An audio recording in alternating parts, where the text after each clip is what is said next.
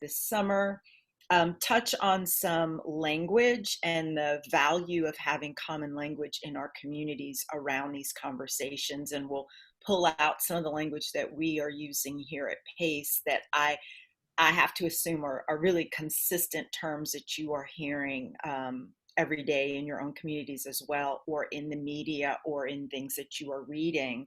But then to also touch on your role in this work and how valuable you are as a resource to your communities as we are all committing to becoming anti-racist communities. And even that word in of itself has become a flashpoint. And so how, as librarians, are you all supporting your schools around this really highly anxiety provoking, tense time in our schools, which is also against a backdrop of a very tense and tense climate in our nation as well, right? Like, we can't separate those. I mean, I wish we could be very insulated as schools, but with technology, everything seeps in to our school communities every day. So I think you gave me screen sharing, right, Matt? You're not holding control of the Yes, I think I did. Is it? Okay. So I'm going to do some screen sharing, which sometimes can be, a little bit anxiety provoking for all of us. I'm going to do my best. So, as I mentioned, we've been doing this work as communities around diversity, equity, and inclusion. Some of us are a single person in a primary role where that is our only responsibility.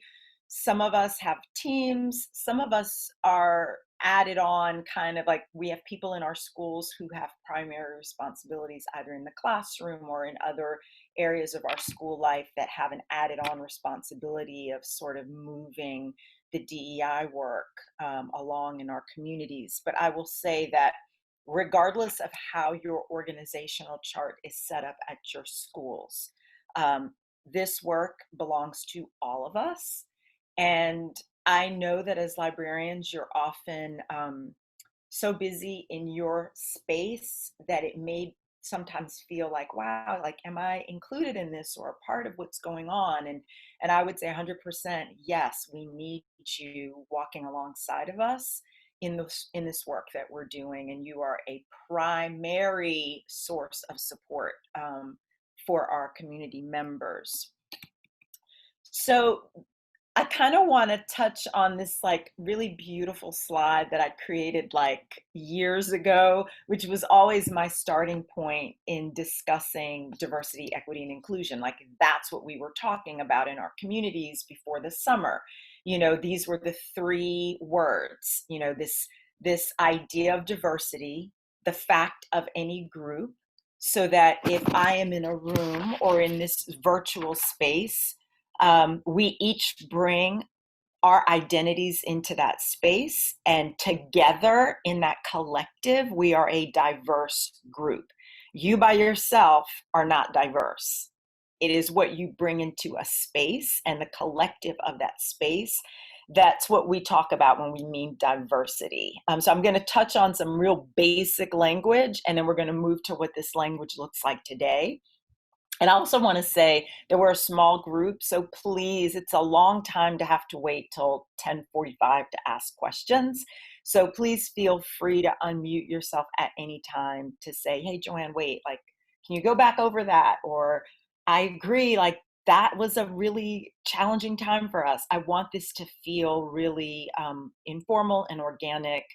So as questions come to mind, feel free to interrupt me at any time. Matt is going to be also sort of looking at the chat box. If, Matt, you see a question pops up that I don't see or get to, please just unmute and hop in. Equity and inclusion, these are also words that we've always been familiar with, but I want to speak to those as really more of the active words around this work. They're the words that speak to our intention.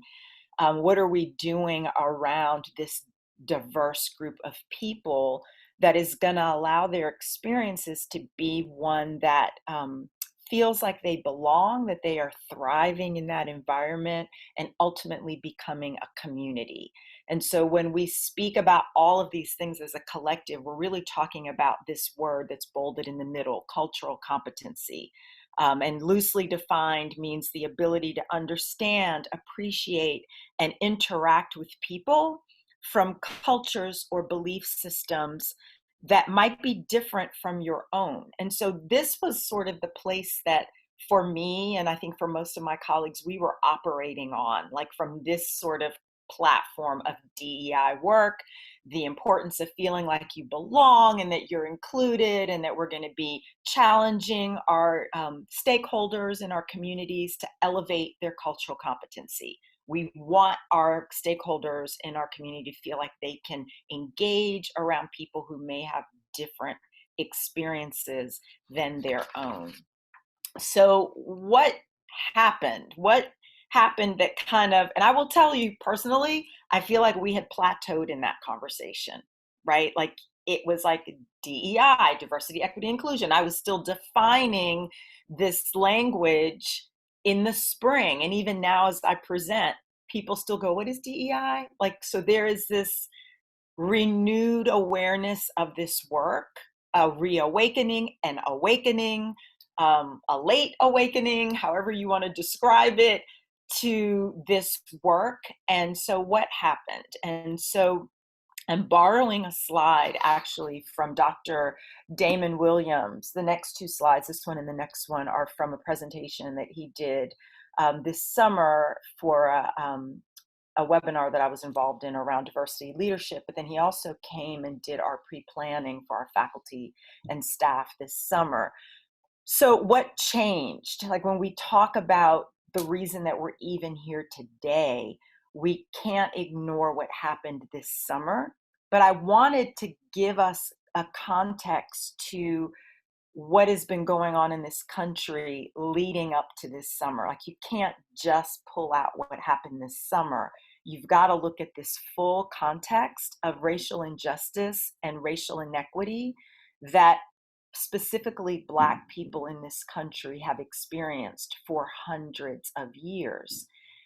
American slavery, segregation, civil rights, Jim Crow, mass incarceration, DEI efforts. I mean, we had different names to identify the different stages that this country has been moving through, the commonality of all of that being the disproportionate impact that systems and structures have had on Black people in this country. And so this summer, what we saw with the shooting and killings of Black people, Ahmaud Arbery, George Floyd, Breonna Taylor, there was a spotlight now on that inequity, on those injustices, on the pain that Black people have been experiencing in our country.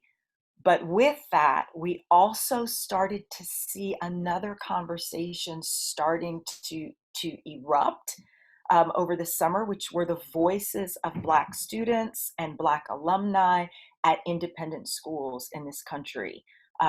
PACE was not immune from that. Many of our schools on this call were not immune from having Black at fill in the blank pages where our students and our alumni spoke about their experiences at our schools, which forced our schools, in my opinion, to have to really look at some hard and difficult truths, to examine how we have been doing school.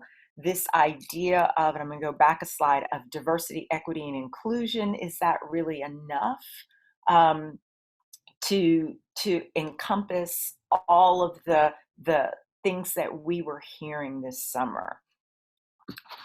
So I'm borrowing his slide again because I just thought it portrayed this so well.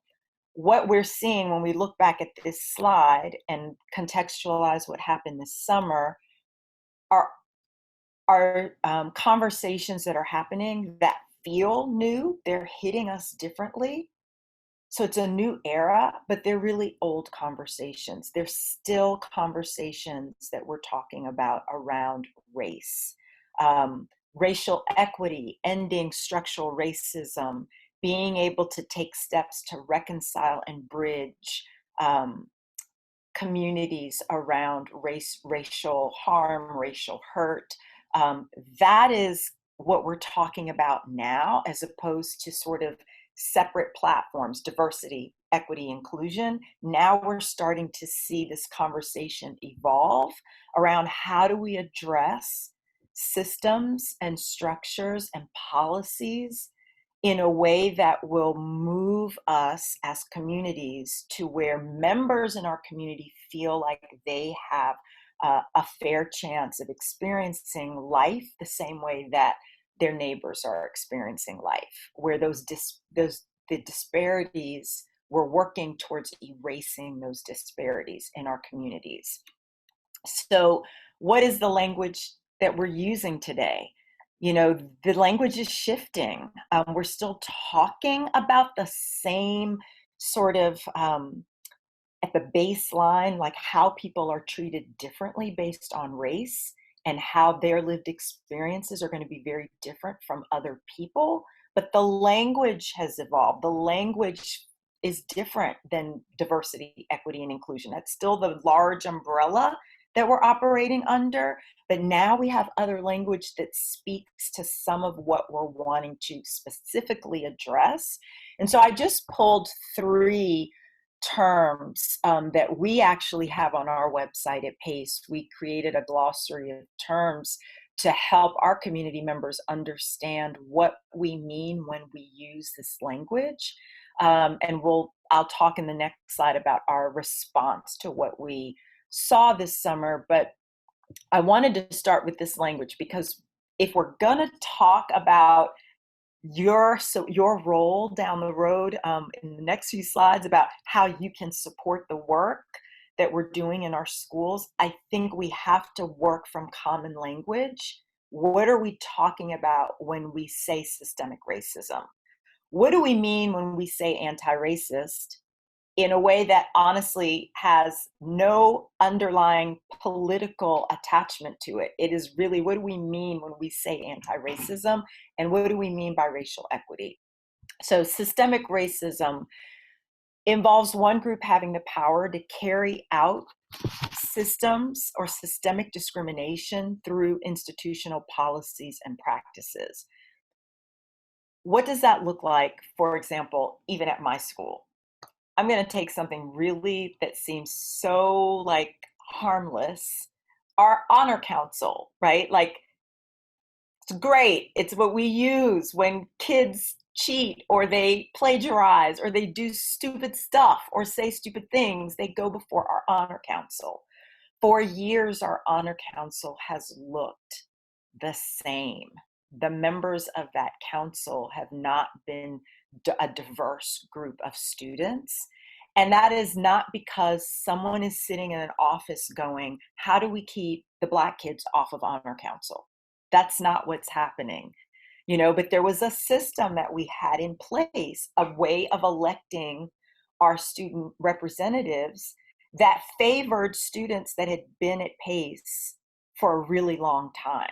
So that we're holding these elections at the very start of the school year where new students perhaps who don't really get a chance to learn what it is to be on honor council, who may not necessarily feel like they can be gatekeepers of school culture because they don't see themselves reflected in those leadership positions. They're kind of like, yeah, I don't know if this is for me. So we had to reframe what that looked like. We had to reframe how names got on that ballot so that we could include faculty voices to say, hey, you know, we think these representatives should actually be on the ballot, where students could self-nominate, where other groups that have a really clear role in our school around diversity, equity, and inclusion could also cast names on the ballot. We opened access to a process that was very narrow before.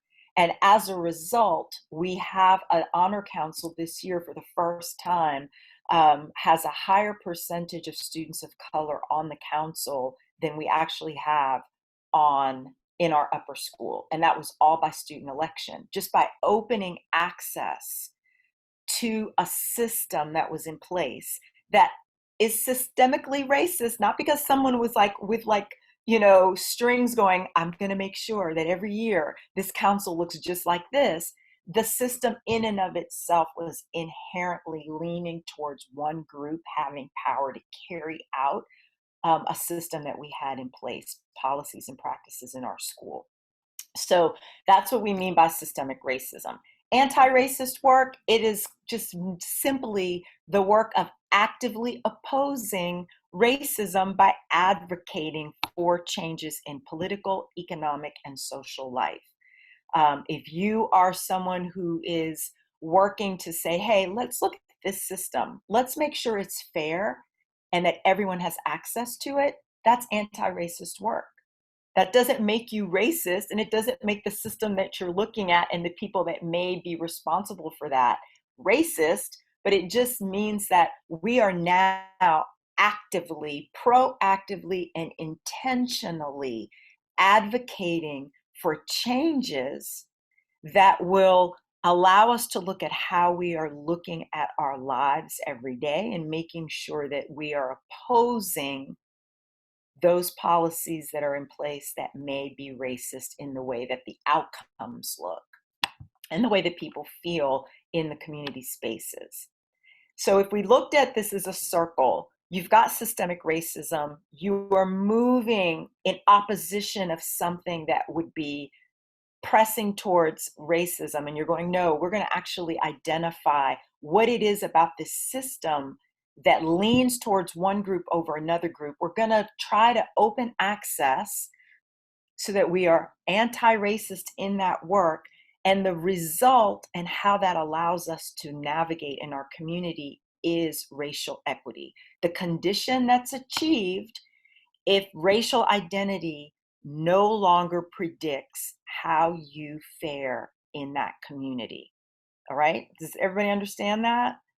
So it's a mutual understanding of language, okay? Being able to come together when we are having conversations in our community spaces so that we understand that when we say racial equity, we are on the same page in terms of what we mean when we say that. I may not fully understand it. I may not actually get it, but I actually understand what you mean now when you say that. And so that's the importance of having common understanding, common language in your communities around this. So I just wanted to share that and how it impacts systems and stakeholder groups. So when you're looking at student leadership, when you're looking at curriculum, when you're looking at discipline, parent groups, how are volunteers selected to lead parent groups? We are actually looking at all of that at our school. Alumni engagement, how are we getting alumni leadership in place? What are the systems that are in place to make sure that we're opening access so that we are more representative in those areas? Because that is going to have a direct impact on the way that people in our community feel and do life in our schools. And so I'm sharing this with you because I really felt like it was important to give context to the work. Like we talk about the work all the time, and we may not necessarily understand fully what we mean by that. And if you're going to step into your role as librarians to say, okay, you know what, I'm linking arms with the people that are doing this work because it's also part of my work, we need to understand what we mean by that. So I don't know how everyone's school responded to the events of this summer. For some schools, it was a letter. For some schools, it was listening sessions, town hall meetings. Maybe there was an action plan that was put into place that will guide your school through the years to come. And yes, years to come. We have an action plan for racial equity at PACE. This is the statement of purpose. It is our North Star. It is the standard that we are putting in front of all of our community members to help us, quite frankly, like we are having to examine every area of school life that we are doing to make sure that we are moving towards racial equity. It is a lot of work. It's hard work. It's going to require everyone being committed to that work. And just as I shared with my board earlier this week, our board of trustees, this is not an action plan that has an expiration date on it. It is the response to what we are seeing from this summer, which, if we go back to that slide, is hundreds of years of disproportionate experiences and impact on people of color in this country. It's going to take years and years of work for our schools, I believe, to start to see the fruit of this. We are at the initial stage of laying down the foundation for this work. I personally don't know if I will get to see the fruit of that in my lifetime. I see this as generational work. The books that you are going to ultimately place on your shelves, I hope will have long-lasting generational impact. We will start to see some of that change. We'll start to see immediate impact, like the example I shared about our honor council, but that deep heart and mind shift, it's going to take a while. We're asking our communities to think differently than we have had to think in years. So I am going to just click on this, show you all where our action plan lives, just so you see it, because I've referenced it. It was important that it wasn't hidden, but was in plain sight, so that all of our community members would see where it lives.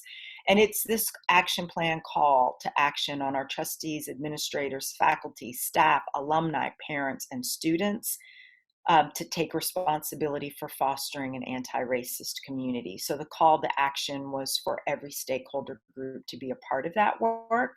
And then again, the glossary of terms here, so that we all have a common understanding by what we mean in that action plan. And I'll get to these equity resources, because that's like right in your wheelhouse as librarians. Okay, and this is the tricky part where I have to move this and figure out where my slide is. Okay, any questions about that? It's a lot. And I also want to share, because I can feel it through the Zoom, these conversations will never feel comfortable. They're going to be uncomfortable.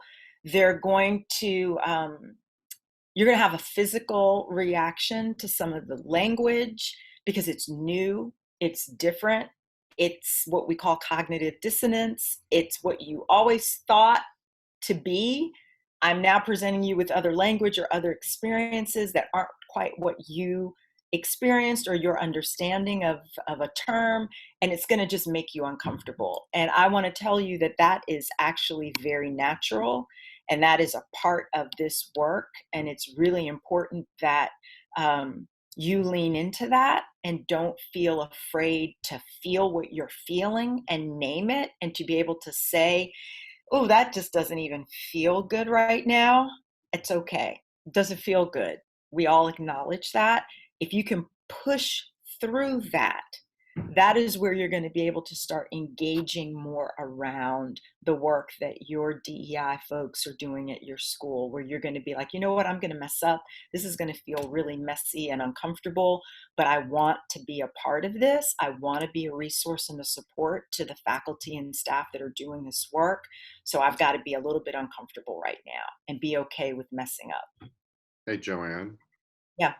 I just want to jump in and say that I personally have been in that position many times over the last couple of years, as Joanne has helped our school work through, in various workshops and professional development opportunities work through some of these issues. And Joanne is totally right. It's very uncomfortable, and it takes some work on, has taken work on my part to become comfortable with speaking up and sort of owning my own discomfort, but also feeling like I am amongst people who are okay with that. And we're all on this journey. We're maybe in different places on the journey, but we're all on the journey, and we're all trying to get to the same place, and we're all forgiving, and we're all warm and welcoming. So it took me a while to sort of be able to get to that point, but it comes. And so some of you may already be there. Some of you may be thinking, oh, this is scary, I don't want to do it, but it's work that needs to be done, and it's worth doing. And it's very once you get to that point, then it feels good, and then you kind of feel empowered to sort of keep going and become more anti-racist as an individual and also in the work. Thank you, Matt. Yeah, it takes, Matt and I have had a lot of conversations. It is not uncommon for him to text me in the middle of the day with a random thought that happens in his mind. It's like, Joanne, what do you think about this? And I think it's important that you find the people on your campus that you can go to and reach out to and ask those questions. And work through some of that awkwardness, which we're all going to have. I share that with my students all the time. You're going to feel really awkward and uncomfortable in those first conversations, and then you're going to feel, to Matt's point, a little more empowered to ask the awkward questions. Like, we want you to ask the awkward questions. We want you to make your fumble over your words in that community space where we're actually going to help you understand why that might not be a good thing to say, or there's another way you can rephrase that, or how to engage in a way that's going to lend itself to productive conversation. I overheard someone earlier mentioning that they were getting ready to get on a call around elections and preparing the community for that. I mean, that is a whole other wave that we've got to be ready for. And so feeling uncomfortable is just going to be part of, I think, a new normal for right now. We're already uncomfortable around COVID-19 and being, back at school, or being uncomfortable having to do what you do virtually. I feel like we're just in a season of what feels like constant discomfort. And the more we can identify what it is specifically that we are uncomfortable about, and being able to name that so you can address it, and finding people that can support you and help you through that, is going to be really important now and in the months to come. So how can you support your school's work? Being present, being accessible, listening, and being a resource. And guess what? I'm not going to magically have words appear on these slides, even though it looks like there should be words that should float into those blank spots. I just really like this slide, and I wanted to use it, and I'm going to touch on each one of those, and then we're going to break out and talk a little bit about how we can do that. But being present, specifically in your role, and I don't know where each of you live on your campus. Matt, his office is literally down the hall from where my office is in the upper school, but our librarians in the lower school are a lot farther away from me, and I have to intentionally make myself available across 3 divisions in my role. My office just happens to be housed in the upper school, down the hall from our upper school library. But where are you showing up? When I say being present, where are you showing up at your school? Are you stepping outside and across the threshold of your library door to be present where some of these conversations are happening? Because they're not going to be happening in your library. They're happening in classrooms. They're happening in Zoom spaces now. They're happening in faculty meetings. Where are you showing up where you can be engaged around this work. Being accessible. We want to hear your voice. Matt does such a great job of sharing emails, things that come across his desk as a librarian. He passes along, sometimes to me to pass along to our community, but sometimes he just passes that information along to the greater community, to our faculty or to students when something really interesting comes across his desk. Where is your voice? We want your voice in that space. And if you are ever in doubt about how to use your voice, that's where your DEI professional in your community or your division head could be really helpful in helping you structure how you want your voice to have more impact in your community around this work. I put your voice under accessibility because I don't know that you are accessible to me unless I can hear your voice, unless I can see you, whether that is in writing or virtually on a screen. I need to see you and hear you to know that I have access to you as a resource for my community. Listening. I want you all, when I say that, listening for understanding, and that goes back to being present. Where are you sitting during the day that is allowing you to hear these conversations around this work? You all play a huge role with our student engagement piece. Matt has a gazillion stories about how he sits and listens to conversations that students have, and that is one aspect. But being able to be in faculty diversity committee meetings, to be able to sit in curriculum meetings, to be able to sit in professional development arenas where these conversations are happening so that you are listening for understanding. Because if you listen for understanding, you're going to listen to the questions that are being posed. You're going to listen to where are the tension points? Where are you seeing that people are needing more understanding? That is going to fuel your ability to gauge what resources do I need to have, because I'm hearing my community say X, Y, Z. Let me go back to my library, to my resources, to see whether or not I actually have the answer to some of the questions that I'm hearing come up in these conversations. And again, that just goes back to being a resource. So I just see these four blocks being really crucial to how you can support your school. And that takes being active and not passive. It means you are actually proactively going into spaces. That means putting a little sign on your door or at your desk that says, I'll be back in like 20 minutes. I'm going to go hit this meeting over here that I need to be a part of to be able to go back and do this work from the role that I occupy in the library. I love that we have a library staff that is really, really, really active. I am fortunate in that I have an active library staff that actually comes not even behind me, but alongside of me and sometimes in front of me to help me scaffold some of the work that I need to do and my team needs to do.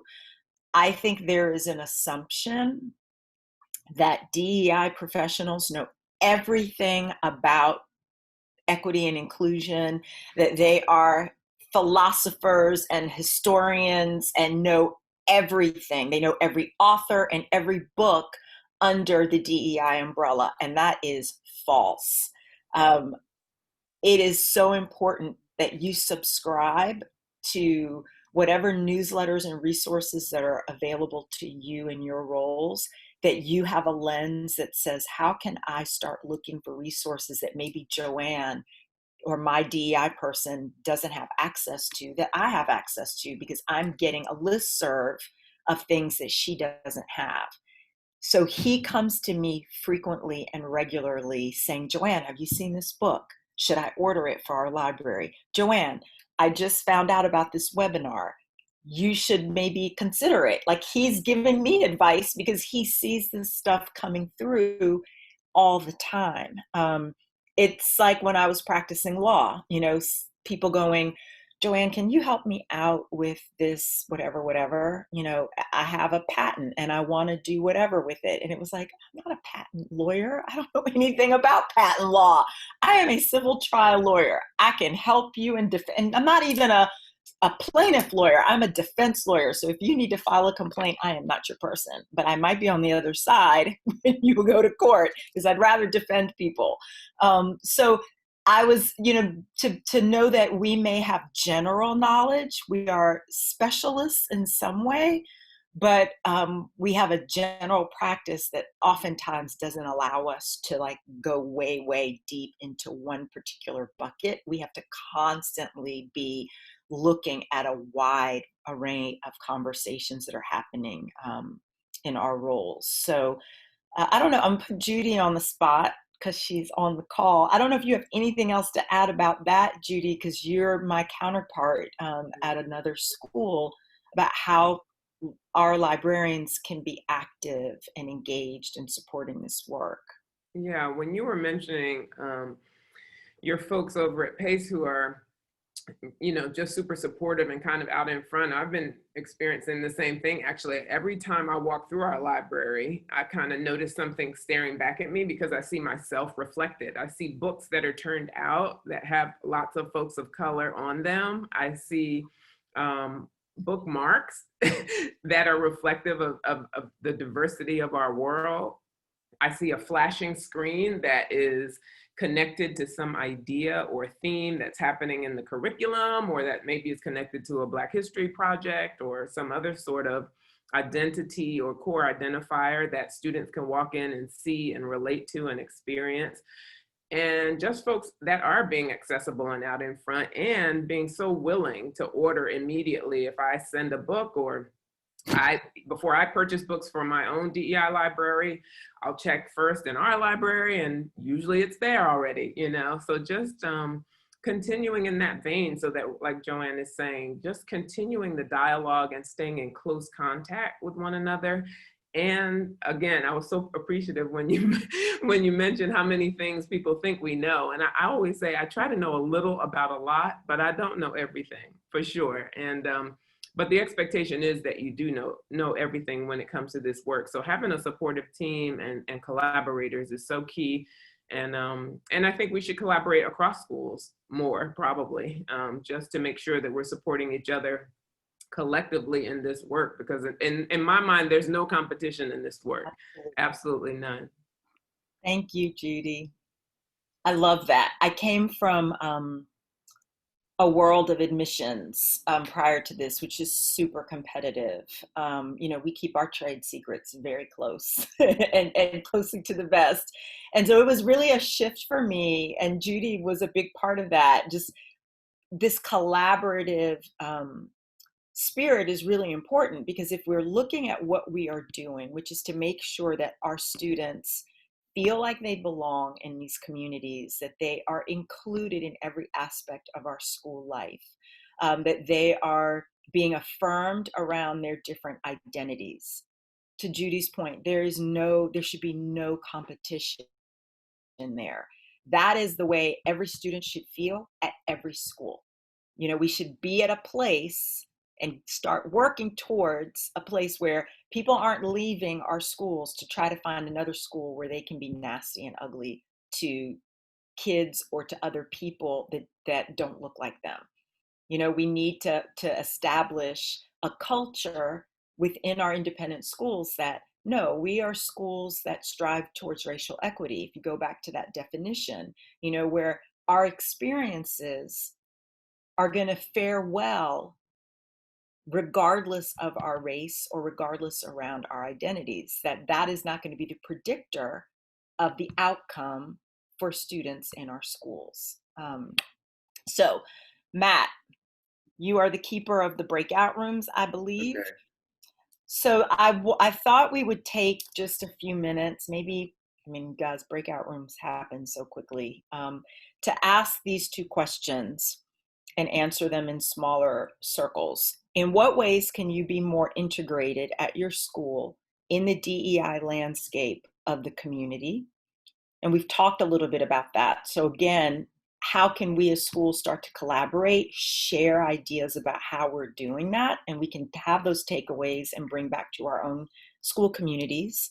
And was there anything new to you that you heard in this idea of an old conversation in a new era? Whether it was some of the language, or maybe you're still kind of like, I don't get it. Like, aren't we all still just talking about the same thing? Like, why do we have to bring in this language that is more of a flashpoint? I want you all to feel comfortable and safe exploring the new things that you heard around an old conversation. And that may not necessarily be even what I presented. Maybe it's something in your own community, your own personal life that you're going, yeah, that sits a little bit differently for me today than it did 2 years ago around these conversations. So those two questions, I will, while you're doing the breakout groups, Matt, I will type them into the chat box. Okay, thank you. I'm actually not seeing the breakout option. Do you see it, Joanne? No, I didn't think I would have it on my end. Co-host Michael, do you see it?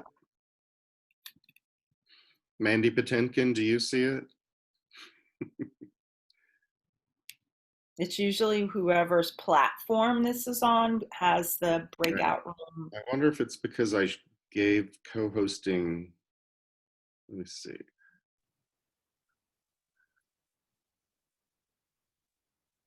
I'm going to withdraw. Sorry, I didn't realize I was muted.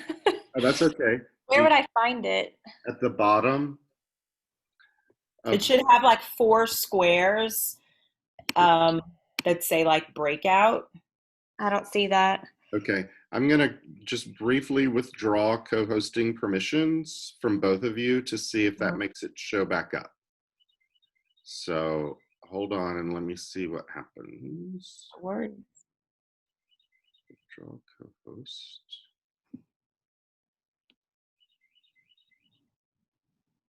And if we don't, we can, if people are comfortable openly sharing how that's looking in your communities, we can do that as well. Right, let me, oh, hold on. Options. Can you stop sharing, Joanne, for a minute? Mm-hmm. There we go. Got it?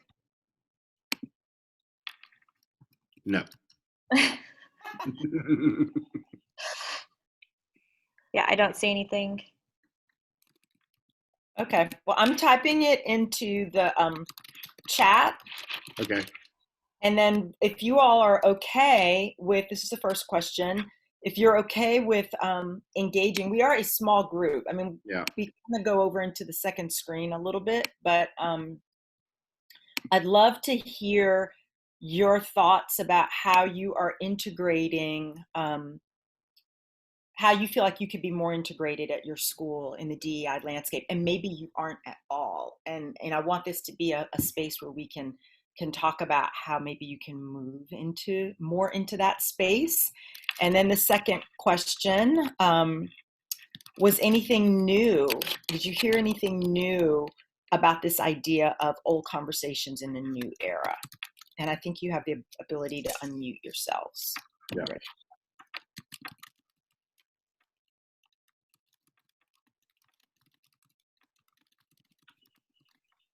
I'll go first. Mm-hmm. Hang on a second. There's an echo between 2 of us on the meeting. Hold on. Sorry. So how we can be more integrated. So we've been doing some work for a couple of years and definitely amping up the volume of diverse and multicultural literature that we're providing in our library. But one thing that we've struggled with is seeing them on the shelves, and we put them on display and very much on the forefront, and they just sit there. The kids don't pick them up. And so one positive glimmer, you know, in all of this horrible COVID that we're all living through, and not having kids in the library, is we have carts that we're taking to the classrooms and we're pushing into the classrooms. And so, you know, I mean, we can only take a few books to the classes.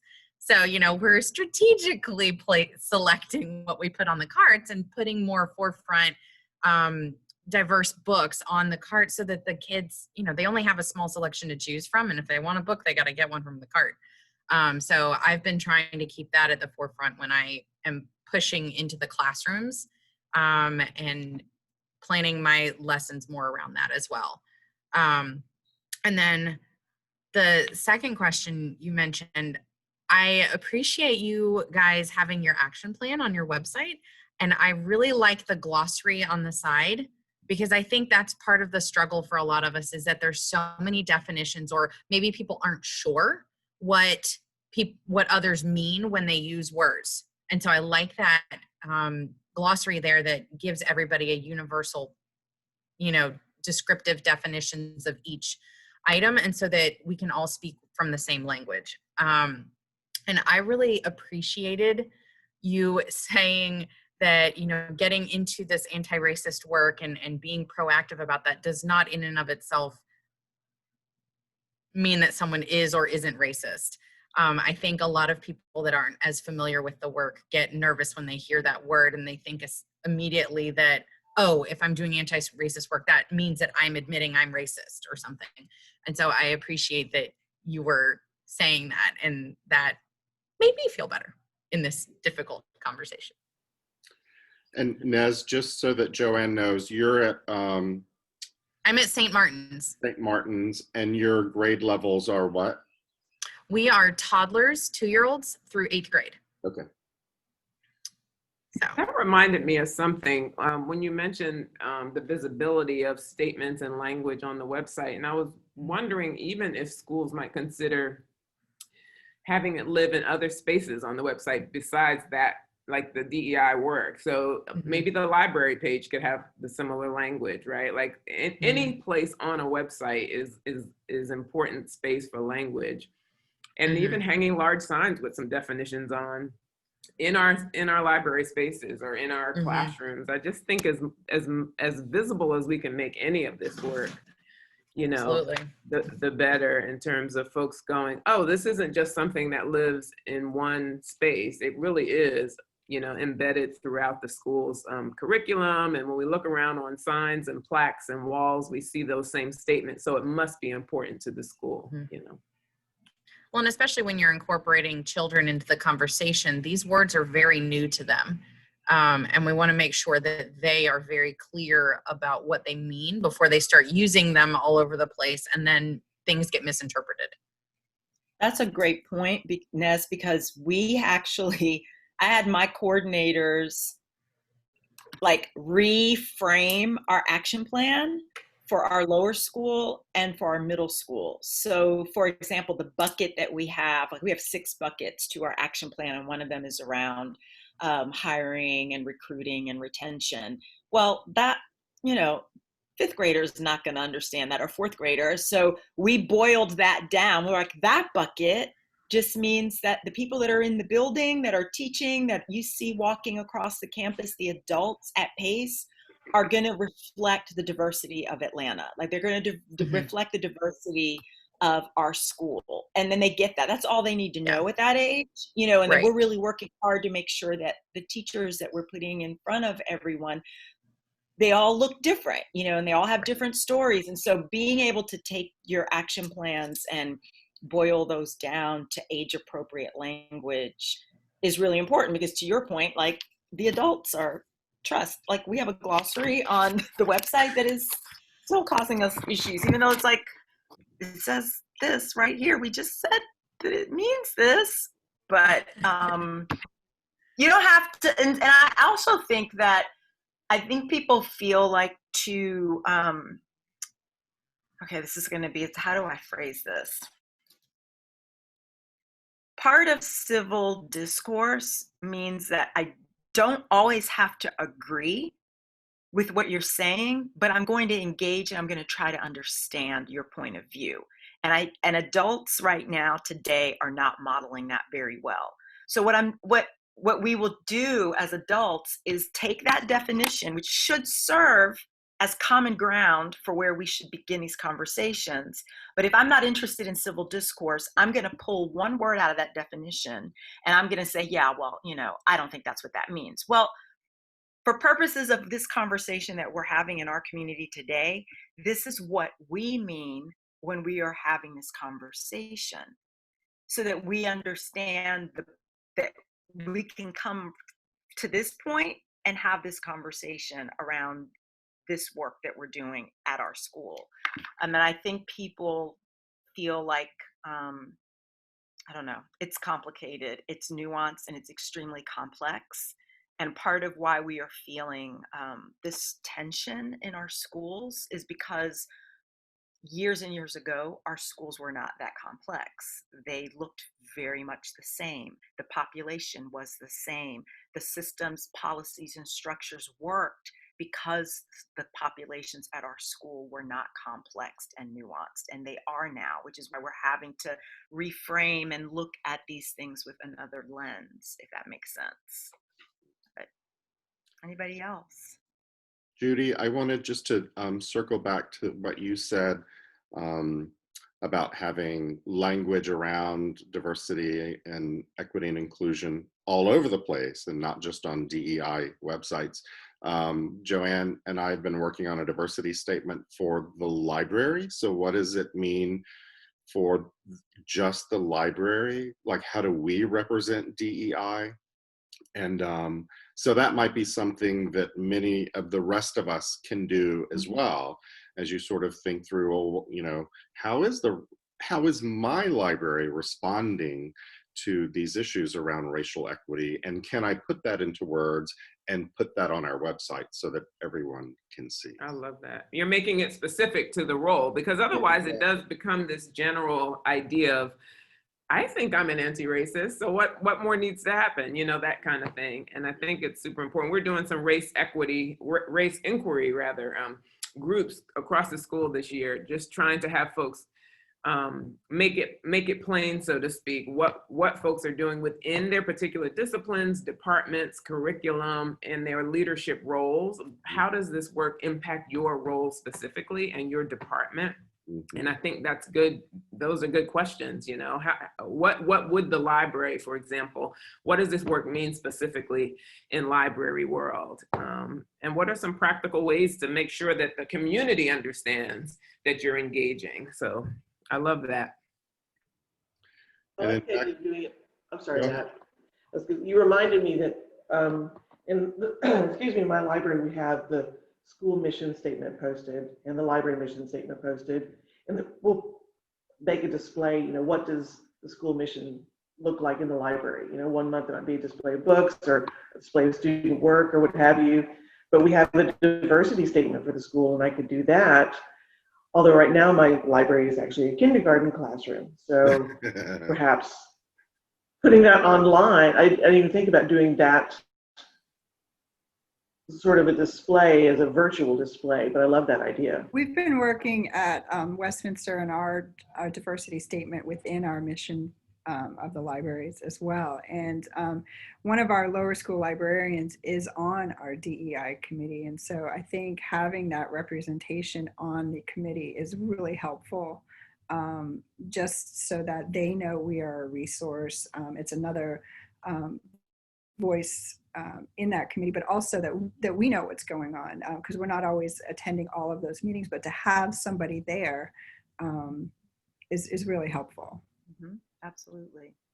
Absolutely. This is a very small anecdote, but I was at a session on doing a diversity audit and diversity in libraries at a library conference several years ago. And they were talking about including, I mean, not only thinking of racial diversity, but religious, and we certainly have more races and ethnicities represented at Woodward than black and white, but also LGBTQ issues. And they said they had put just a picture in the library that said libraries are for everyone, and it had a rainbow flag, and how many of the students had responded to that. She said kids would come and take a picture of it or just come and touch it. And just because it was a visual representation of something that made them feel included, that the person she just said she was really surprised at the response that got. I want to Mary, thank you, Mary. go ahead, Matt. Okay, I just wanted to ask. That was the perfect segue to my next slide, but go ahead, Matt.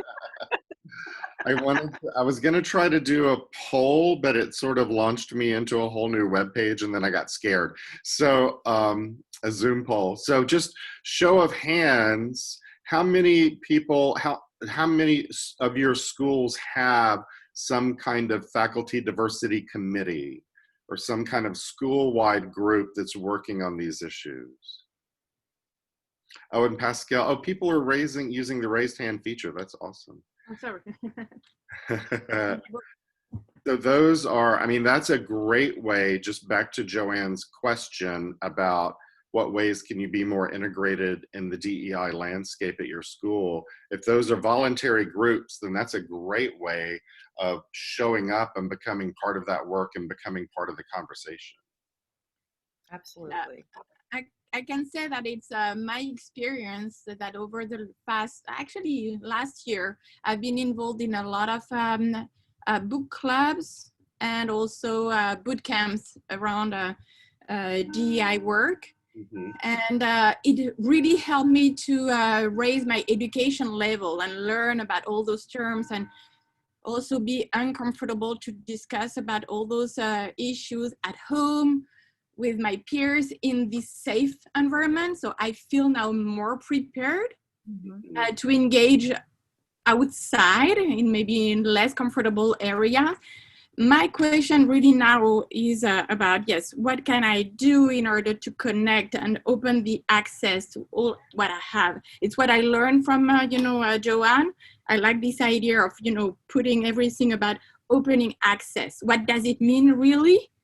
Because as you said, and I like it, we are already a safe environment in our libraries. So if we don't push ourselves to go outside and try to see where those conversations are and be visible, it's hard. And it's where I am right now. I'm kind of on a plateau. Saying, okay, we have a lot of diverse books. We are more educated. We know that it will be a long journey. It will never end. But how can we reach our students, our teacher in more, effective way? So that's where I stand right now. And so all those ideas that I already have, I'm thinking about, what can we do in terms of book clubs and maybe read aloud. But to be completely honest, I have a hard time to choose the book that I can, pull and offer to everyone. So that's probably something that I would love to discuss with you. What are the books that we can just, STEM is a very good one, but how to prepare the conversation with the kids in a way that it's, safe and constructive. And probably to come back to Joanne's points, it's, okay, I will probably mess up and I will make mistakes, but I would love to be not alone on that. So reaching out to other librarians would be helpful. That's what I was going to suggest. If you don't have the benefit of a group on your campus that meets, that you could pull that support from. I mean, there's 26 folks on this call, and it sounds like there's a desire to want to support each other around that work. So I don't know, Matt, if it would even be an option. I know in AAIS, we sometimes will do a one-off meeting or group chat where we can drop ideas. That's been so helpful for us, that maybe as a library group, you could have, like Pascal would be able to just drop a question in that group in a safe way and know that the responses would be to support her work in her school.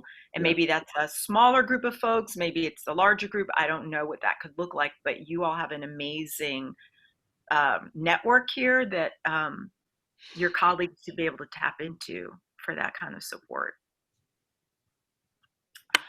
Okay, I'm gonna go back. Did you take my screen sharing rights away? I thought I gave you rights back. Yeah. Let me see if you did. You did. Okay. Thank you. All right. I wanted to share this slide. We've kind of talked a little bit about the framework and the context, but you all were starting to move to this conversation around reflections, mirrors, windows, and identity, and how does that look when a student walks into your space.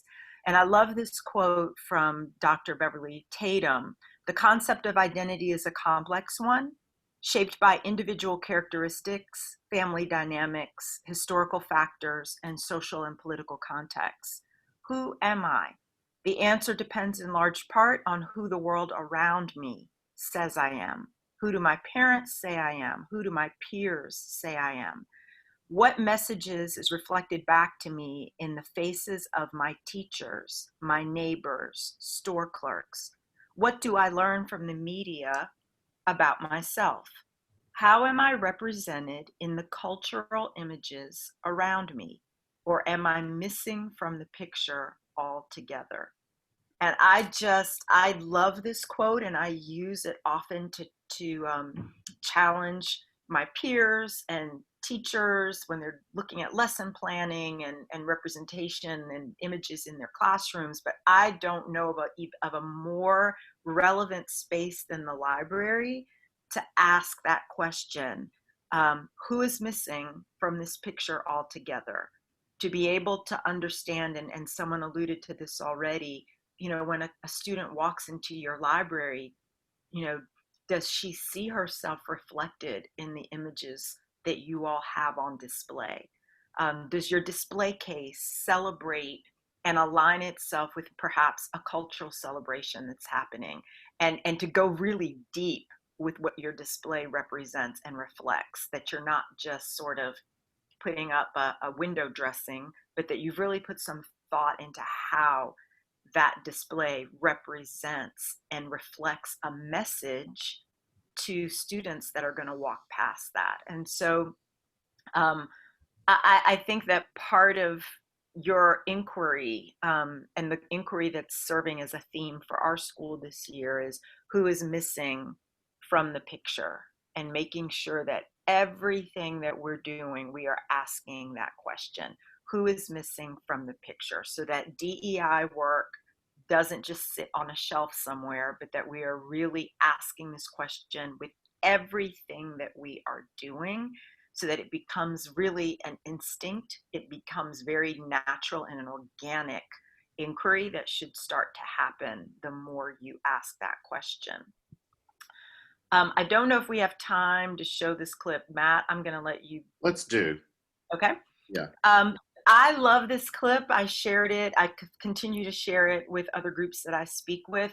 It's from the movie Wonder, which is actually one of our middle schoolers' favorite books to read, and our upper lower school students love that book. This is a clip that challenges us to check our perspective. So again, going back to our own identity work, but also how we sometimes need to shift our own perspective in order for someone else to feel like they are part of the picture that we are representing in our work. No, I saw you wiping tears. I'm sorry. So, I love that clip. I love my favorite quote of that in that clip is, "Maybe we can change the way we see." When we're doing this work, that's really what it comes down to, is being able to see from a perspective that isn't our own. Being able, when you ask the question, who is missing from the picture, who is missing from the frame, you can't ask that question using your own perspective, because you're going to see yourself in that frame. And if you are white, more likely you are going to see yourself represented in that picture. And our Black students, our brown students, our LGBTQ students, like, they can't necessarily change the way they look, but we have to change the way we see. We have to change our perspective so that they are reflected in the frame, and that they aren't photoshopped out of our displays, that they are not photoshopped out of our narratives about history, that they're not photoshopped out of our curriculum.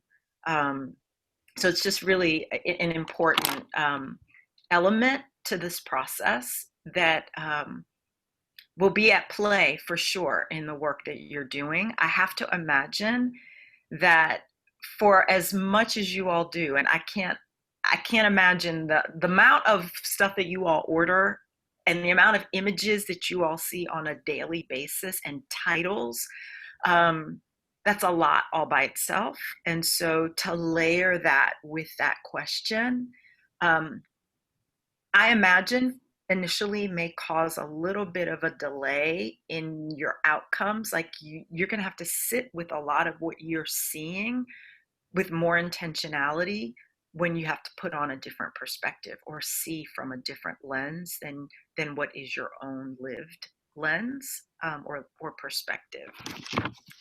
I'm going to jump to the screen share really quick because it's going so fast, our time. Hey, Joanne, could I interrupt you for just a brief second?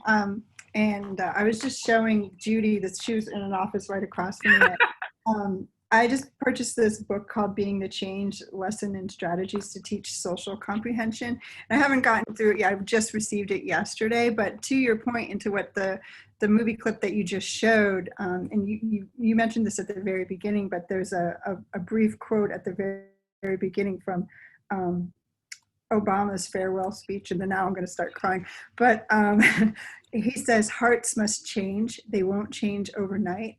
Social attitudes often take generations to change, but if our democracy is to work the way it should in this increasingly diverse nation, then each of us needs to try to heed the advice of a great character in American fiction, Atticus Finch, who said, "You really never understand a person until you consider things from his point of view, until you climb into his skin and walk around in it." Thank you. That's awesome. Impactful. Thank you for sharing that. Makes me want to do something different than my next slide. I'm sorry. Which I think I shall. I love that, and I love that we can engage, and I want to make sure that we are using that time to engage. So I'm going to quickly go through this. I'm not even going to sit with this. I share this only for you all to see the different identities. We would have done an exercise. We don't have time for that. I want you to see all the different lenses and perspectives. And this is just some, right? This is not an all-inclusive, exhaustive list of all identities, because your pick, that's going to include lots of different things and mean very many different things to people. That's like the other identity, part of who you are that's not listed, that's really important to you. So in total, I have 10 on this slide. And this is an exercise I'd love for you all to do on, perhaps after this session. I'm going to ask you, or what I would have asked you if we had more time, if someone told you you had to give up an identity and had to decide which one to let go of, which one would you let go of? And you would cross that identity out. You're going to answer each one of these. So you're going to write for ability, I'm able-bodied. You're going to write for your age, what your age is. Gender, you're going to write your gender. Home language, what that home language is. Race, ethnicity. So for each one of these identities, you're going to actually write what your identity is for each of these identifiers. And then in response to the question, if someone told you you had to give up an identity and had to decide which one to let go of, which one would you let go of? And you're going to ask yourself that question 9 times until you end up with just one identity left. And do that exercise. Examine how you feel each time you're having to erase a part of who you are, and determine whether or not the identity you thought you'd be left with is the one that you're really left with when you're asked with this difficult question. And I do this exercise because I think it's important for us to realize that for many of our students, this is what they do every time they come to school. They have to shed part of who they are to feel like they belong. We had our Black alumni speak to our faculty and staff at the beginning of our pre-planning week. And I think one of the more difficult things to hear was from one of our alums that she can remember specifically it was in 4th grade when she started to suppress her Black identity, just to like feel like she could just navigate her time in our school. And that was really hard to hear. She's an adult, a professional practicing law in New York, and it was still bringing intense emotion to her, the trauma of that and reliving that and thinking about that. So when we think about perspective and lenses, I like for people to go through this exercise to remind ourselves of how hard it is to not show up fully and wholly as ourselves, and how unfair it is for us to ask any of our community members to shed part of their identities to be accepted, or to have an experience that fares as well as the classmate next to theirs. And so when we're talking about racial equity, when we're talking about anti-racist work, it really is so that no one has to shed any of their identity to be a part of our community. That when they're in the library, they can go in there fully and wholly themselves because they see themselves reflected and don't feel like they have to shed any of who they are to feel comfortable in that space. We're not going to have breakouts, but these were just the questions I had to share at this point, and some of you all have already talked about that. Open it up again if anyone has any perspective.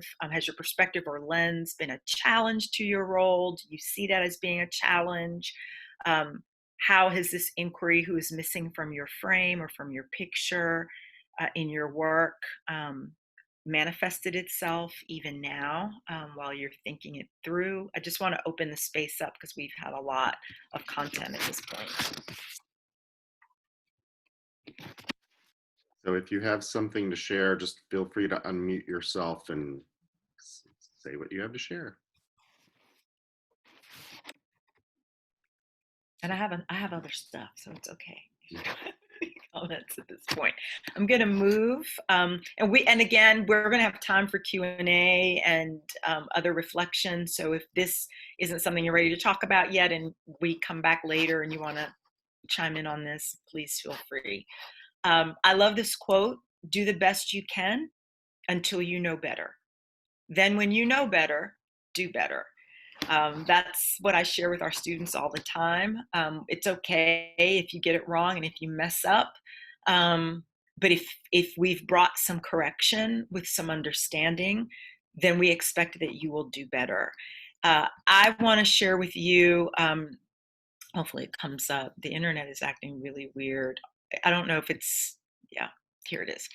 We have a race and equity resource list. Oh gosh, let me move my picture out of the way.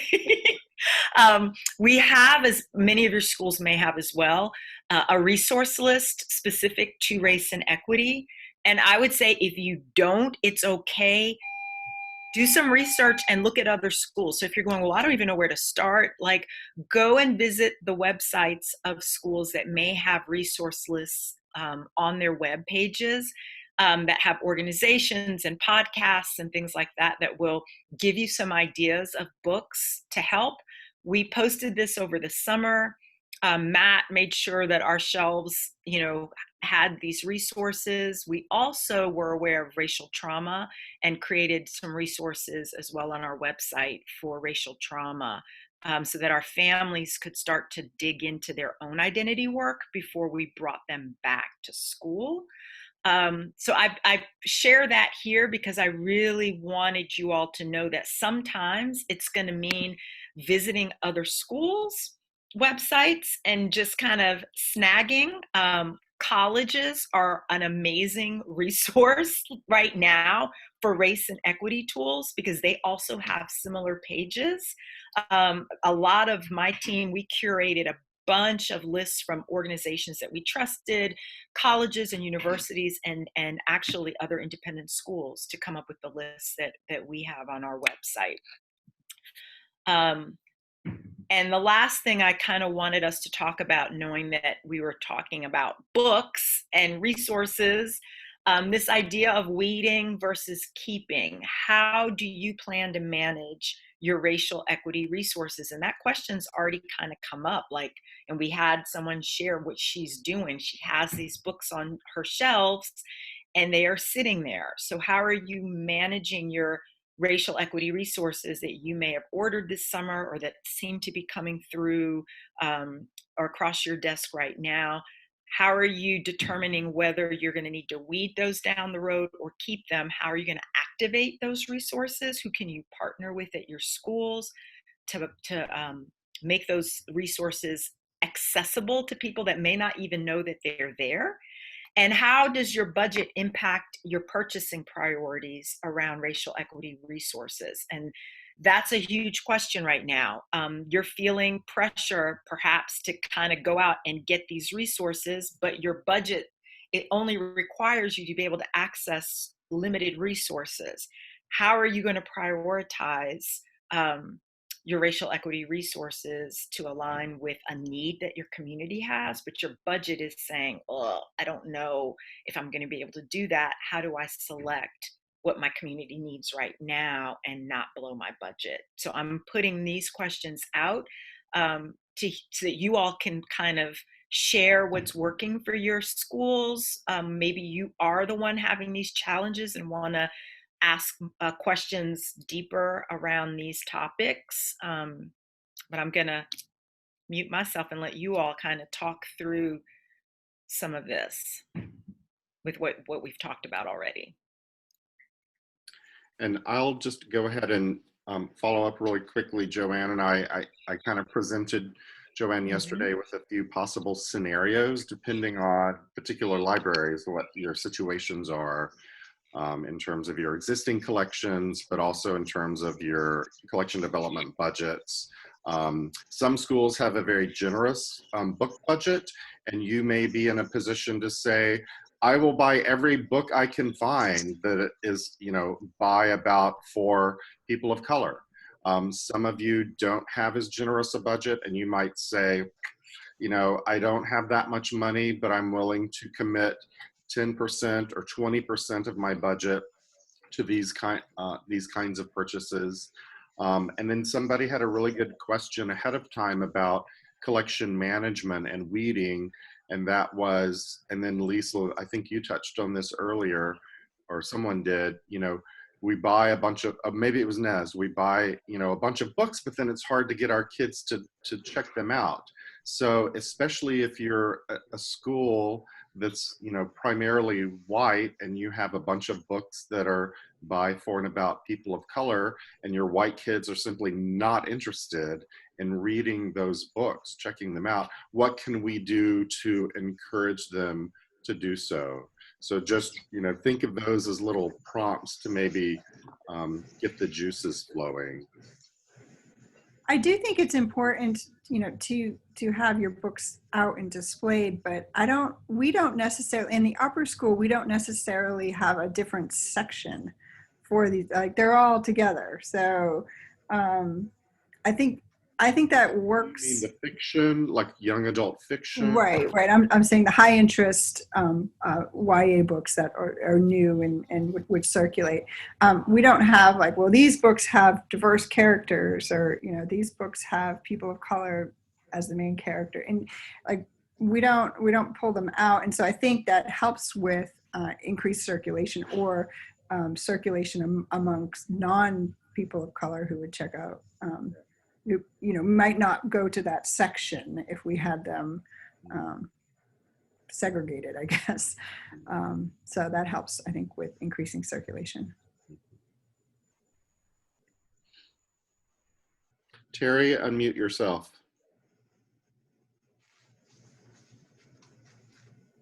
One place we're starting is in the classroom. So I'm working with the middle school English teachers to develop lit circle books where we have a diversity of authors, a diversity of characters. And so our students are having to read these books and hopefully enjoying them and broadening their horizons through the classroom as well.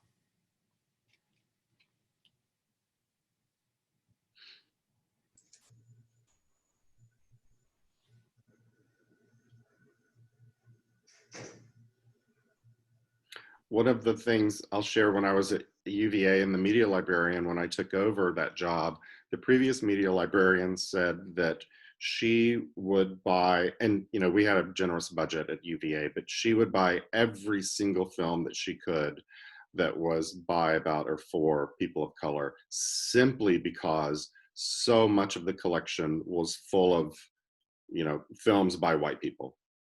And whether the movies were good or bad, she just wanted there to be not the appearance for the sake of appearance, but she wanted there to be the appearance of more movies by people of color.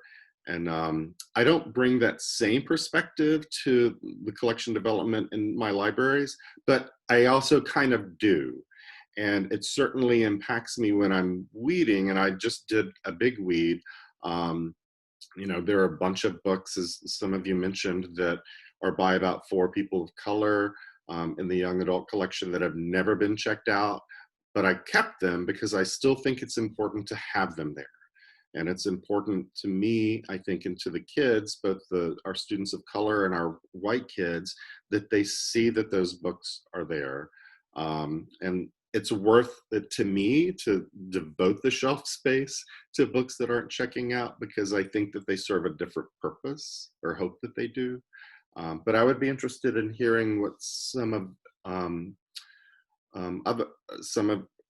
others of you, your approach to weeding in that respect. Well, actually, I have a question for you guys. Is there a list of books that, if we wanted to weed books that are no longer an appropriate view of people of color, is there a generally agreed upon list out there that we could consult to, remove books like that? I mean, I wouldn't want to remove everything because it could be a talking point for something, for a lesson, but, books that are really don't have a good outlook anymore like that. Anybody know of that?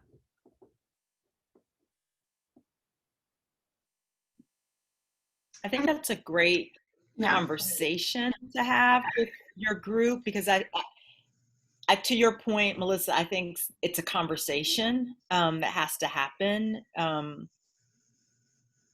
Like, what I might decide is like not really the appropriate view. Someone else might be like, yeah, but there's this value that this book brings. And I think that is a rub in some ways, but it's a really good, healthy conversation that has to happen. I think there are books that in the DEI world were like, oh, it would be great if they just didn't have this, it would eliminate all these other things that ripple and end up, requiring us to be pulled into classrooms. But that's a really complicated thing to say, like, this is the list of books that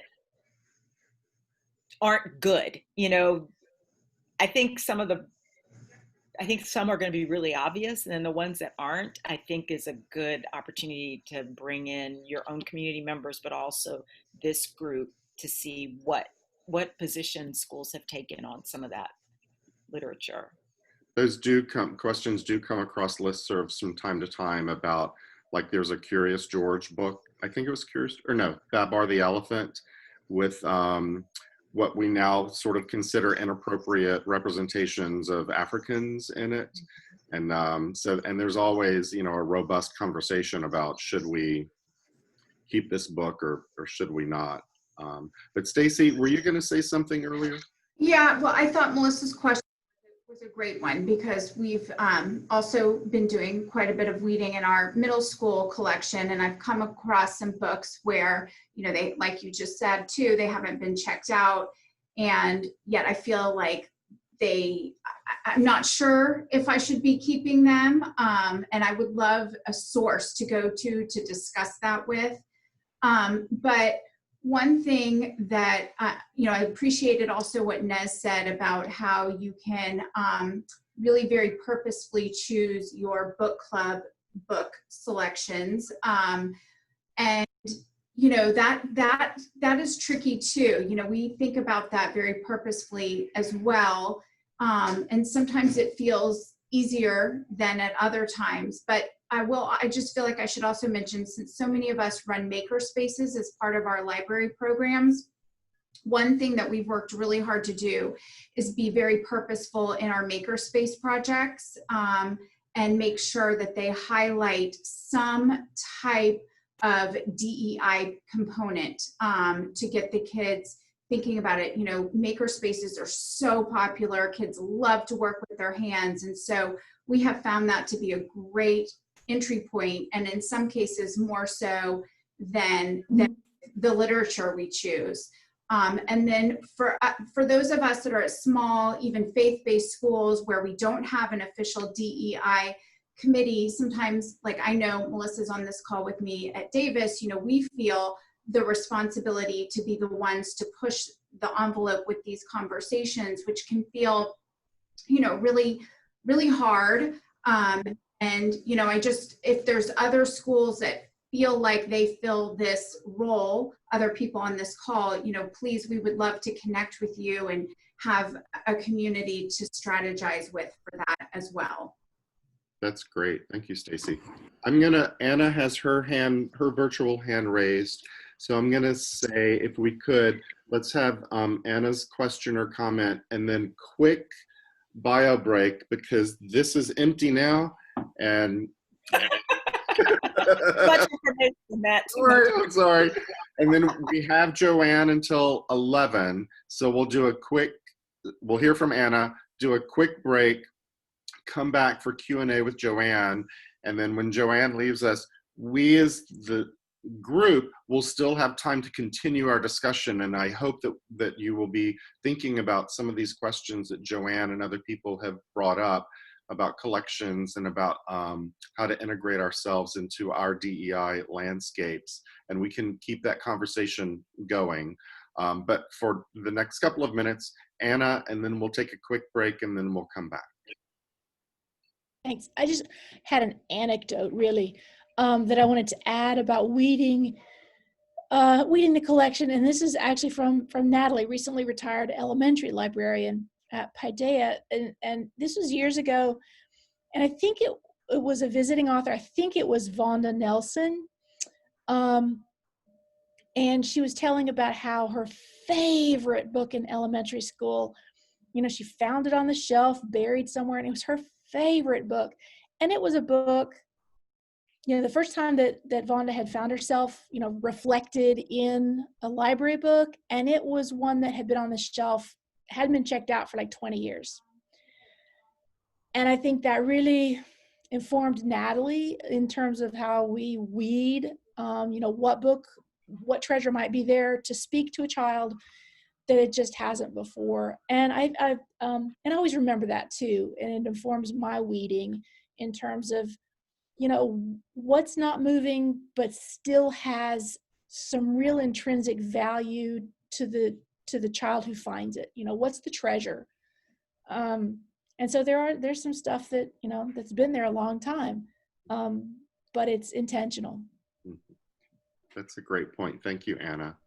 So let's just take 5 minutes if that seems like, or take, you know, as much time as you want, but we will come back and start again in 5 minutes. And hopefully that will give everybody enough time to stand up and stretch their legs and do whatever business they need to do. And so we will see you in about 5 minutes.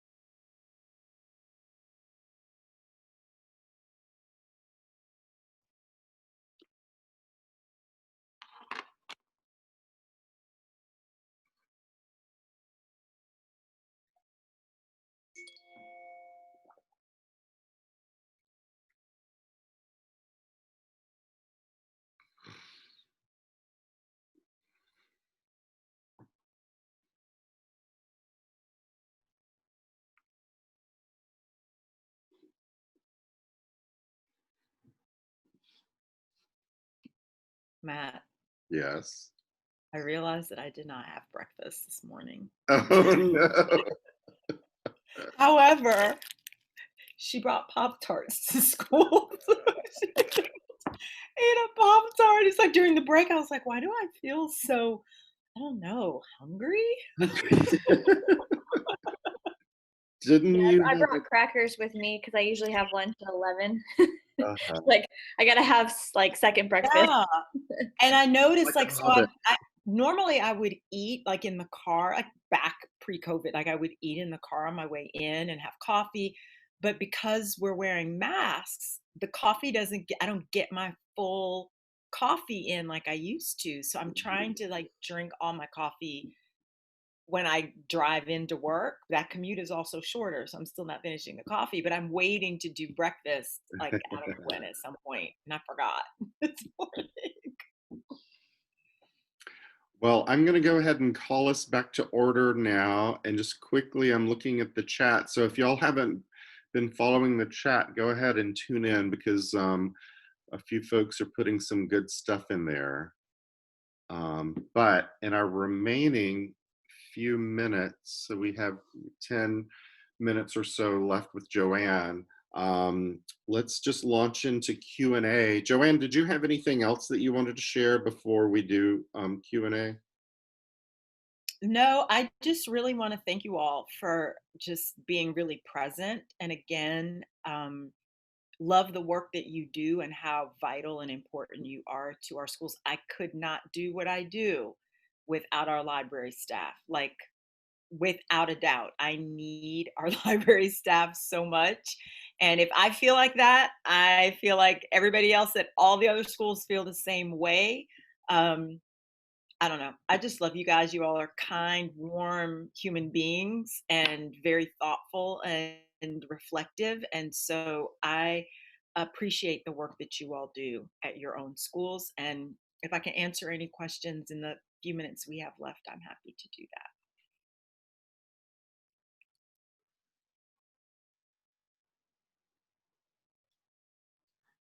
I did notice someone referenced book clubs and book conversations, and I know those are harder to organize now because of COVID, although they're easier to organize because of Zoom. So, you know, as you all come across, I loved the idea of using articles. Those are a little bit easier to digest than a full book. I think it's easier to do a book over the summer and then to come back and be able to digest that. We did White Fragility last year, and the person, it's the person you mean to be, the person you mean to be this past summer. And so it just depends on the community. But over the Christmas break, you could put a book out and have people come back after the break and go through a book, facilitate a conversation. And I will say that I have, I hate book clubs because every time I run one, like from the library, it just feels like it's not really a lot of work, but it feels like a lot of work. And you know, you get dressed and you drive to school and you like stop off and get snacks, and then 3 people show up and 2 of them haven't finished the book. So that's sort of like my personal experience with book clubs. But since last spring, I've been running them on Zoom, and they are much better. They are much more well attended, and you know, it doesn't require other people plus me, to get dressed and go somewhere. You just sit down at your Zoom and open it up and engage, and then an hour later, you're still in your slippers and you just turn off the Zoom and you get back to your life. So for those of you who are wondering, I think it would be a great way to try it out, a book club at least, via Zoom. I'm actually really enjoying them a lot more now. I wanted to also take a moment to explain something that Joanne said earlier, and to sort of circle back to her question about how we can become integrated into our DEI landscape. So Joanne mentioned the coordinators. We have 3 divisions. So we have lower school, middle school, and upper school. And for each of those divisions, Joanne has a helper. And we call those what are they called? Or the diversity DEI coordinators, I guess, Joanne? I just call them Nirvana and Omar and Scott. And 2 of them are people of color and 1 of them is a white person.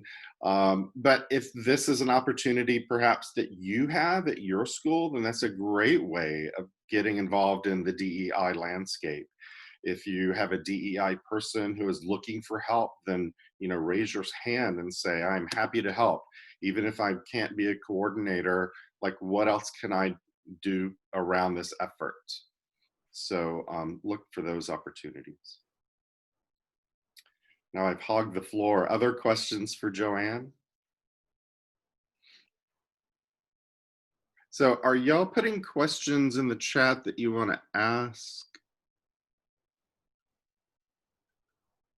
They are resourcing, which is awesome. That is what librarians in these Zoom meetings is like. The chat ends up being like where all the like gold nuggets are. They're hidden in these chats. So make sure that you save your chat. If you click on the chat and then there's the little 3 dots, you can save your chat and be able to keep those resources that people are putting in the.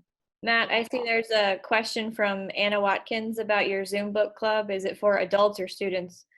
Oh, it so far has been for teachers. So I haven't even done one for parents, for families yet, but I'm thinking about it. Over the summer, I did do book club. We did this thing called Summer Connections, where we were trying to keep our students engaged in the community throughout the summer. And so I offered LGBTQ book clubs. And those, I think I would have maybe 3 or 4 kids show up. So, but I think, yeah, so far mine have only been for teachers. But I think that you could, offer them up to anybody.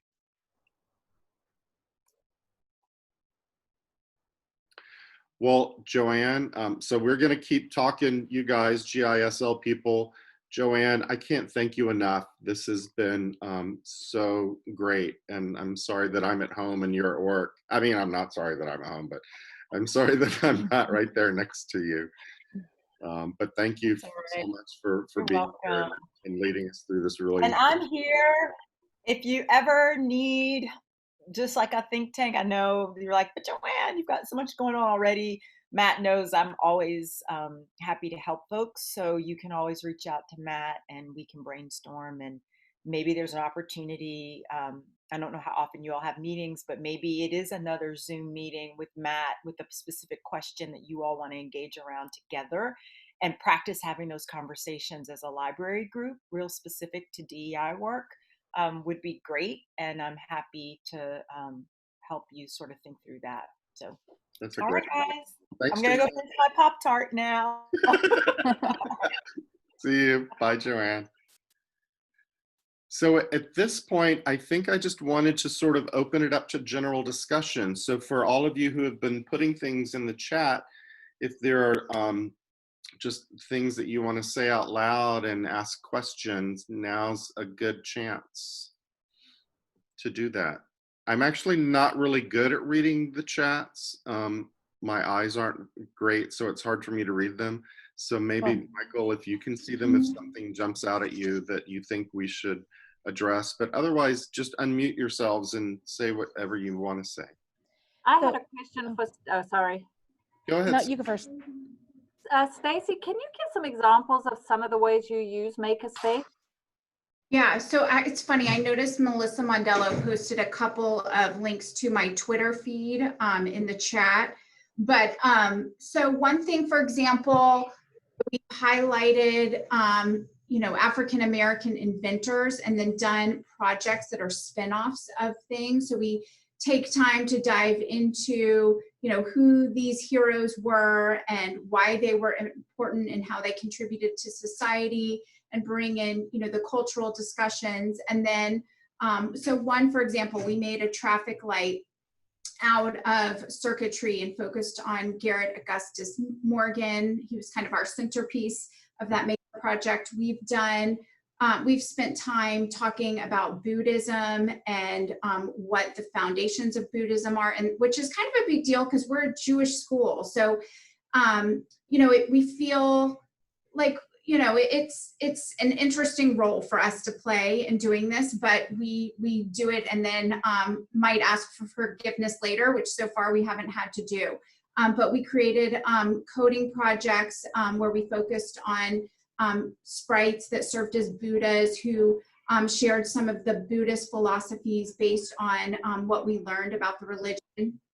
Another one, I'm in referring back to Joanne's list about our traits, our characteristics. We even built in kind of some conversations about ageism, and we made these light up pillboxes for an elder care facility, just different ways to get our kids thinking about people who might be very different than who they are at that moment in time, and how can we connect with them. I have a whole bunch of things that I've tweeted out. You can, if you use my Twitter handle and then the hashtag Maker Monday, you can see kind of everything we've done over the years, and I'm happy to share as well, just one-on-one if you'd like. You can always email me. But yeah, go ahead. Sorry. Maker, but we did also have the Green Card Youth Atlanta. Oh yes, that was huge. So unfortunately, this was on the last day before we closed for the pandemic, but I saw this middle school librarian present at South by Southwest about her human library project that she did at her school. So we decided to put our own spin on that. And we, when I was at the School Library Journal Day of Dialogue conference, they had this presenter who showcased what has now become a publishing company called Green Card Youth Voices. And she has kids come and create podcasts and write books, a chapter in a book, in different large cities around the country where they share their immigration stories. And I realized there was an Atlanta book. And so through her, we were able to reach out to some of the authors / podcasters, and they came to our school, and we did sort of our own version of a human library experience where students were able to interact live with the students as opposed to just through their books, and ask questions about their experiences. And that was really, really powerful. Because of the timing, we lost a couple of our speakers, but those that came and then the kids that were here, really got a lot out of it. So just really trying to think about all the different ways that our department can be influential in this area has been on the forefront of our minds.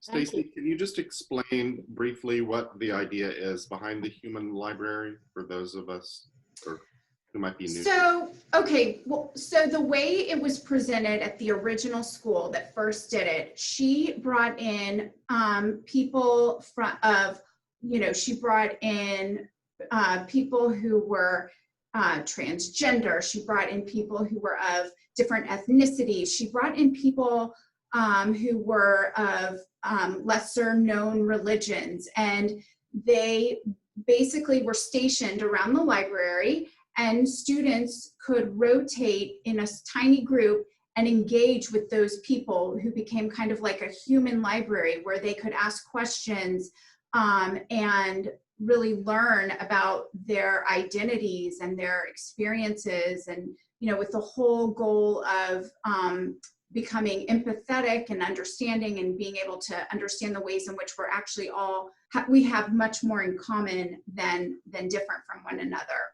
And I don't know if anyone has seen this. I saw they did something on 60 Minutes, but I got to see this live in Dallas right before the pandemic, where they're using holographic technology to preserve people who might be at the end of their life or not, but who have had very unique circumstances, where you can go and sit in a theater and ask them questions, and the hologram responds to you, but you feel like they're live. They look real. It's simulating a live conversation. And I just think that, you know, when we think about how that technology is being used and how we can create, you know, over time as technology evolves, these human library experiences in those types of ways could ultimately become really powerful.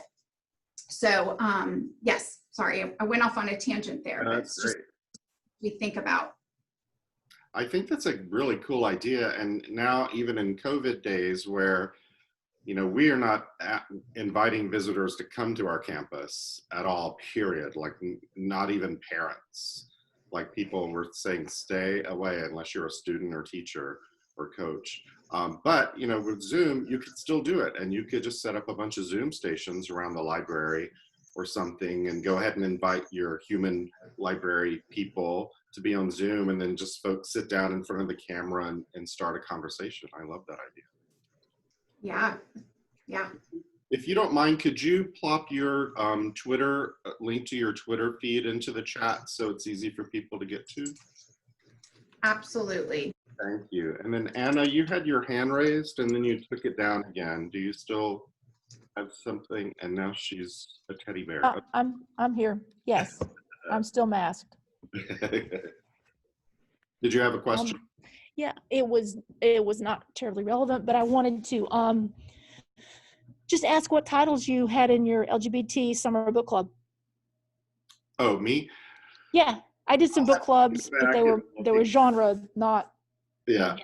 I'll go back and look again. I can't remember right offhand. It was 3. And what I did was I polled the kids who are in our GSA, which in most schools is the Gay Straight Alliance, but because we're PACE, it's actually the Gender and Sexuality Alliance. But I polled them and said, hey, what do you want to, you know, what do you think would be good books to read for a book club? And then of those, I chose a few and then put them out as a survey and said, okay, here are the, you know, here are 6 books. We're going to read 3 of them. Pick which 3 you want us to read. And so I kind of let them pick, although I did do a little bit of curating behind the scenes, which I always do. And I recommend, like, there's nothing wrong with. Oh yeah, rig that vote. Student input. I know. Also kind of facilitate. We've been talking about it. The next time I see Larry, I will let him know. Okay. Yeah, I just, you know, zap me an email or something. I'd really like to hear what the kids chose. Yeah, I will email you when I know. Okay. What else? What other questions or comments or observations do y'all have? Okay, so this, I mean, I don't know. I'm looking for a little guidance. This is kind of timely. I just got an email that apparently in this month's Time for Kids, there's an article about Black Lives Matter. And they want me, I think from reading the email, I'm not at school, I'll see it when I get there, but I think they want me to censor it. They want me to look at it and see if it's appropriate for our use at school. This for the kids, to go out to the kids. And then it ends with I think this is going to be a role we need you to play, is to kind of look at these materials before they go to our schools, which. Oh, wow. Yeah. So, I mean, I don't want that to be my role. What is the resource again? It's Time for Kids. And I think this month I have, as I say, I mean, I'll look at it as soon as I get to school, but there must be an article in it on Black Lives Matter, which we're a very conservative school. And I think they want me to look at it. I don't know what lens they want me to look at it or what I'm supposed to say about it. Black line stuff out. I don't know. I'll see it when I go to school. Remind us what school you are in? It's Kingsbridge Christian School. Okay. And I would say, I mean, not that I'm the advice getter, but I think if you're being asked to play that role, would be a great opportunity for you to say, I don't mind being a part of a group of people who help with this. And maybe you could sort of take a leadership role in that group. But if you wanted to like recruit from some other people, like from all over, you know, teachers, and maybe a parent even, to sort of like, if your school is really moving in that direction of evaluating material through that lens, then I, on the one hand, would want to be a part of that, but I would not want to be the final word. Does that? Nice, thank you. Yeah. It'll be interesting when I get, Thank you. Keep us posted. That does sound interesting. Yeah. Have other people had experiences with being asked to withdraw or censor material specifically around the issues of race and racial equity and racism? And would you like to share those with us, Melissa? Well, actually, before you clarified that it was about racism, I did have a job in another school, a very conservative school. It was extremely difficult, made me want to throw up. I was asked to take a black Sharpie marker over images that didn't reflect the community's values. It was terrible. I hope you guys, yeah, I left that job too. So. The one thing that helps me is that I have the head of the lower school, which is where I am, is on my side. So I think that will help me a lot. Kim, did you raise your hand? We have our third graders do a unit on Georgia Native tribes. And we've had some conversations about a couple of books, The Indian in the Cupboard and Little House on the Prairie.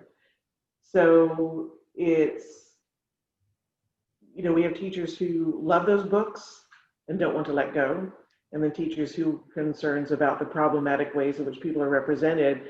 And I'm struggling because someone put a link to, I'm pointing to the chat, like you can see my screen. Someone linked to Debbie Reese in there, and so she's a go-to for me, but trying to find books about Native tribes that aren't horrible is a challenge. I mean, when I got to my school, even our nonfiction books represented the Cherokee as if they're an extinct species. Well, they did this and they did that. And I said, well, there's still a bunch of them. And, you know, so our struggles can be the side of a book that you love because you're an oldie like me and you had it as a favorite when you were a kid, and had not wanting to totally remove it. That's not my opinion. I'm in the middle trying to help the teachers find replacements, but the Native content has been really hard. And do you keep Little House on the Prairie books?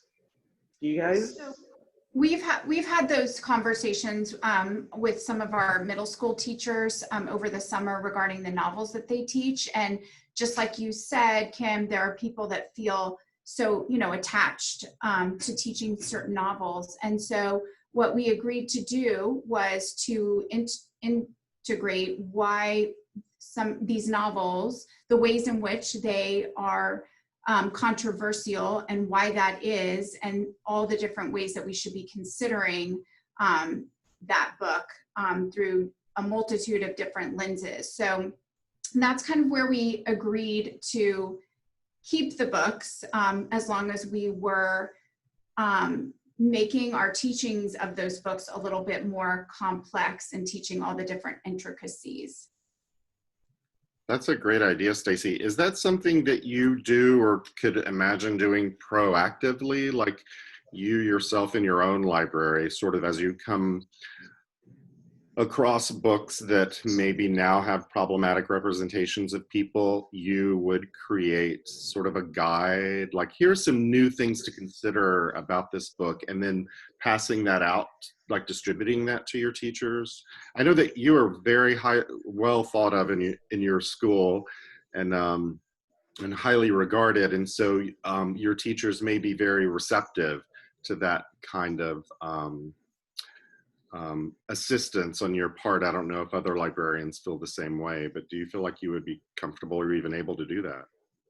Absolutely. I think that, well, first of all, I'm really quietly bossy, and that can serve me well sometimes, but also, I guess I just feel like we as librarians, it is a part of our responsibility of as being in this profession. And I feel that so passionately, which is what gives me sometimes the courage to speak out when it might not feel so comfortable.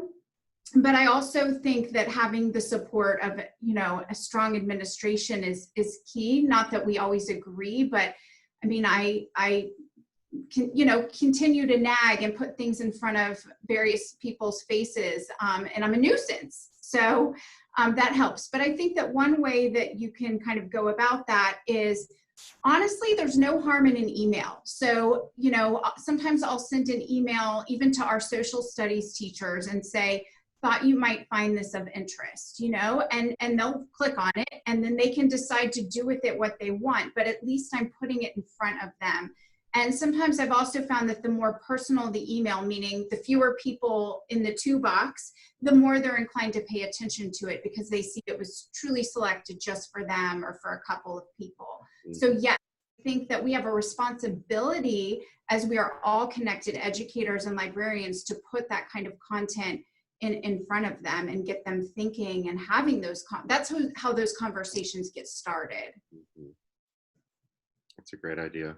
I know I keep saying things like when I was at UVA, and y'all probably getting tired of hearing about it, but when I was at UVA, UVA was a state school, and there was one year, actually many years, but one year in particular where we were threatened with very severe budget cuts, and our university librarian basically just took the tack that we, the library, have to prove our value to the university community. And going through several years with that mindset, it's really stuck.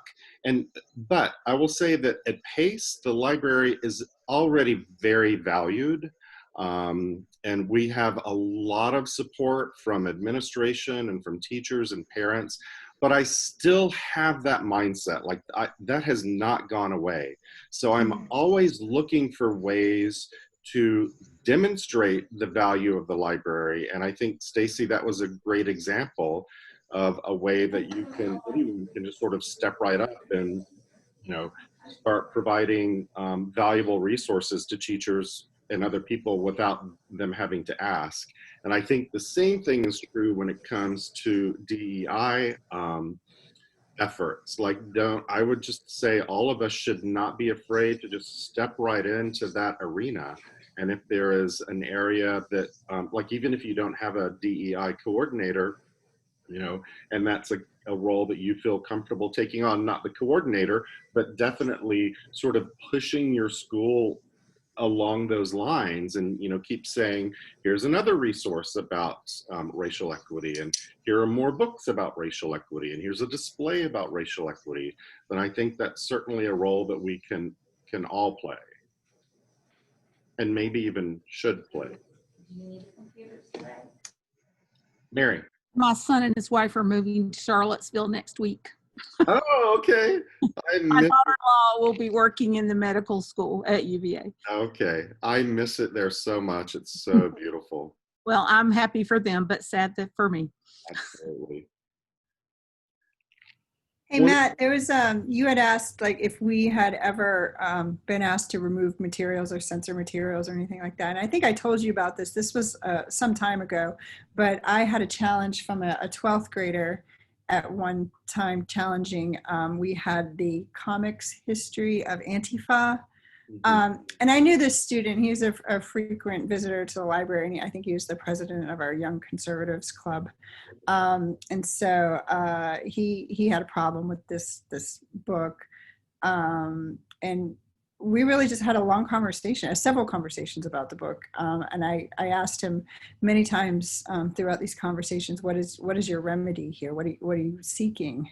And what are you looking for me to remove the book from the collection? And he every time said no, which I was always sort of surprised at, because it seemed as though he was unhappy with the material. But it really was, he wasn't unhappy with Antifa as a group fighting against fascist Italy or Nazis or anything like that. It was the portrayal of the Trump administration, which was at the end of the book that he had the most problem with. And so, we had a conversation about the types of materials that we purchase in the library, why we purchased various materials representing many views, and that I don't necessarily agree with some of the book titles that I purchase. But it's a responsibility that we have as the heads of collection development here, and to support the curriculum and to support the whole student And so we make that call. And, you know, it really wasn't a bad conversation. I thought, you know, he was going to be demanding that I remove the materials immediately, that they were inappropriate, they didn't reflect the Christian values of our school, that kind of thing. And he brought up some of those points, and I, you know, would disagree with him on those. But then he, you know, I also told him, you know, because there's other books that I don't agree with that I purchased, and he mentioned some of the organizers of that Charlottesville march. I guess one of those men has a book, and would I ever consider buying that? And so as much as I wanted to say absolutely not, you know, for research purposes, if somebody was looking for that type of source as a primary source for reporting about Charlottesville, that would be a wholly appropriate source to provide. And so he seemed satisfied with that answer. And it was like, well, it's consistent with what we do here. A few years ago, I had a couple of students in front of a teacher, brought a book to that teacher and showed a passage in the book referring to African Americans as Negroes and in very derogatory ways, as less than full citizens and that kind of thing. And they brought it to me as though, oh, this book is bad, it needs to be removed. And I looked at it, and it was the autobiography of Jefferson Davis. You know, and I was like, okay, let's talk. What exactly is this material? You know, and so I think there's worthwhile conversations that can be had when these books are being challenged, or and some of them are pretty simple, like the autobiography example, but a lot of them are harder, like the Antifa conversation, especially when we're at a time where there's a lot of divisiveness going on in our country, and Antifa has been classified as a terrorist organization by our current FBI, and yeah. One of our book club books for the grown-ups, for the teachers, was Deacon King Kong by James McBride. And it's a fantastic book. So if y'all haven't read it, I encourage you to. And it's also a great book to listen to. The narrator is really wonderful. But it was written, it takes place in 1969, and there are all kinds of racial epithets thrown around in the book. And it's sort of like, I was halfway through it and thought, gosh, I'm just feeling really uncomfortable with this. Just, you know, because in the last couple of years, my own sensitivity to language like that has been raised. But during the book club meeting, we talked a little bit about that. Like, how did you feel about this language? And pretty much everybody thought, you know, it's authentic to the characters and to the time, and to not have the characters speak that way would be inauthentic to the story. So that was a good conversation. And again, it's like you were saying, Liesl, is, you know, sometimes there's not a right or wrong. There's just a, how do you feel about it? And, you know, in the case of the Jefferson Davis book, like, is it here, you know, do we need this book for research purposes? Or, you know, is it something that is actually offensive and we probably should get rid of? But go read Deacon King Kong, it's really good. I want to make sure that we all leave today. We're not leaving yet, but just in terms of moving the conversation forward with some practical things that you and we can all do in our libraries. So around racial equity, hopefully you got some good ideas from Joanne, but I wanted to sort of ask the question about what are some practical things that you think you can do or would like to do in your library. So book clubs is one of them, where you're reading and discussing a book about racial equity. What are some other ideas that you have, or maybe that you got during the Joanne's presentation today? I like the idea of doing displays and maybe some terminology on the world or some motivational quotes. Mm-hmm. I thought that would be a good idea to do. And then also to be more specific, and even the books I read, I already do that as much as I can, but try to be very selective and diverse in the books that I select as examples of whatever I'm teaching. Yeah.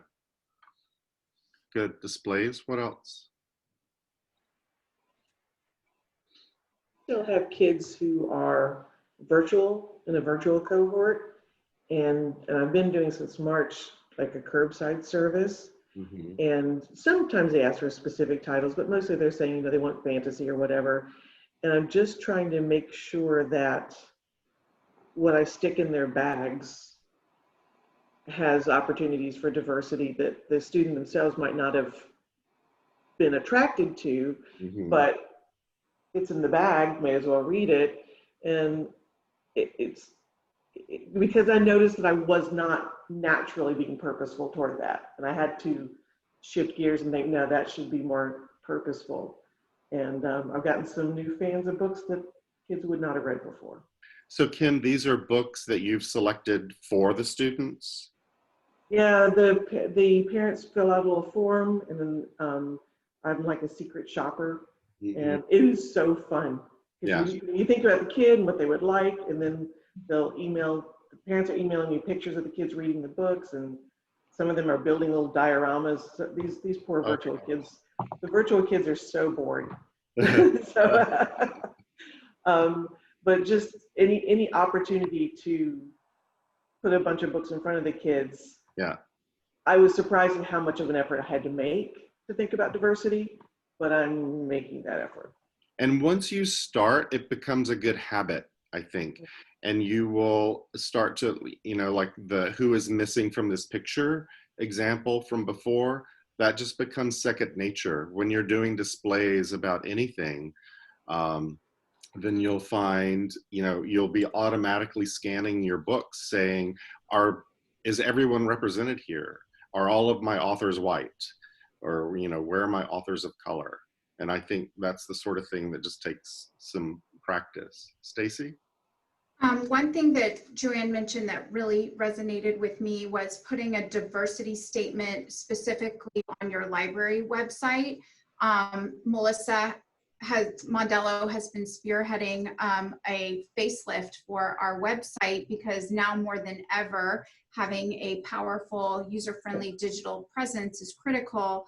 And so, you know, making it very visible what your diversity statement is as a component specific to your library website, I think is very meaningful as well. I liked her suggestion of that. Yeah. I have a few others. This has been wonderful. Thank you, Matt, and whoever else pulled this together, because it's been very, very helpful. Good, thanks. I love the idea of the human library, and I'm playing around with, is there a way that even we could use, students could share about themselves, and we don't have a lot of diversity, but maybe in incorporating everybody, the diverse students we do have will have an opportunity to share their stories, and I think that would be very valuable. So I'd love to do something with that. I also love the idea of a diversity statement for the library, and then I think I'm going to be pretty proactive in recommending books for our middle and high school summer reading. I'm not involved in our middle and high school, but I'm hoping that maybe I can encourage more diversity in the books they recommend. So thank you. That's a great idea. Joanne didn't mention this, but one of the things that we have become aware of in the last year or so from our students of color is how they feel about the racial equity and DEI work that the school is doing. And that despite our best efforts, there are times when they feel like because of our efforts, they are become uncomfortably in the spotlight in ways that they don't necessarily enjoy. So in the classroom, the way that that plays out is if you have 20 kids in the classroom and there's one Black kid, and then the topic turns to slavery or civil rights, then all eyes turn to that one Black kid, and he or she is suddenly expected to be the representative of their whole race, and that makes them very uncomfortable. And that's something, you know, an idea that was kind of new to me when I first learned about it, but, you know, makes sense. And so I guess one of the things that I'm saying, Susan, is that I love the idea of including students in the human library thing, but you might also be aware that they may feel uncomfortably highlighted in that kind of situation, or even sort of not segregated necessarily, but pulled out in a way that makes them feel uncomfortable. And that's why, I agree with that. I'm also very conscious of that. But I think that if maybe the whole class is doing it and it's not just, that might be a Oh, I see what you're way of saying. Yeah. because I think that's part of our problem is that how do you encourage diversity when you have such a non-diverse population? And one of the things I love that what Joanne said was talking about the diversity of the Atlanta, the diversity of the world, and that's really what we've got to focus on, especially in little environments like mine, more so than just the diversity of our school. But I think that's something you have to be very sensitive to. Other thoughts or ideas, practical things that you can do in your school or your library to advance racial equity? One of the things that we did at PACE last spring was last year, we started affinity groups, student affinity groups. So there is a affinity group for Black kids, for Hispanic and Latinx kids, the LGBTQ plus kids, and Asian kids. And this past spring, we started what was kind of an affinity group for white educators, but it was really, we call it AWARE, and it stands for the Alliance of White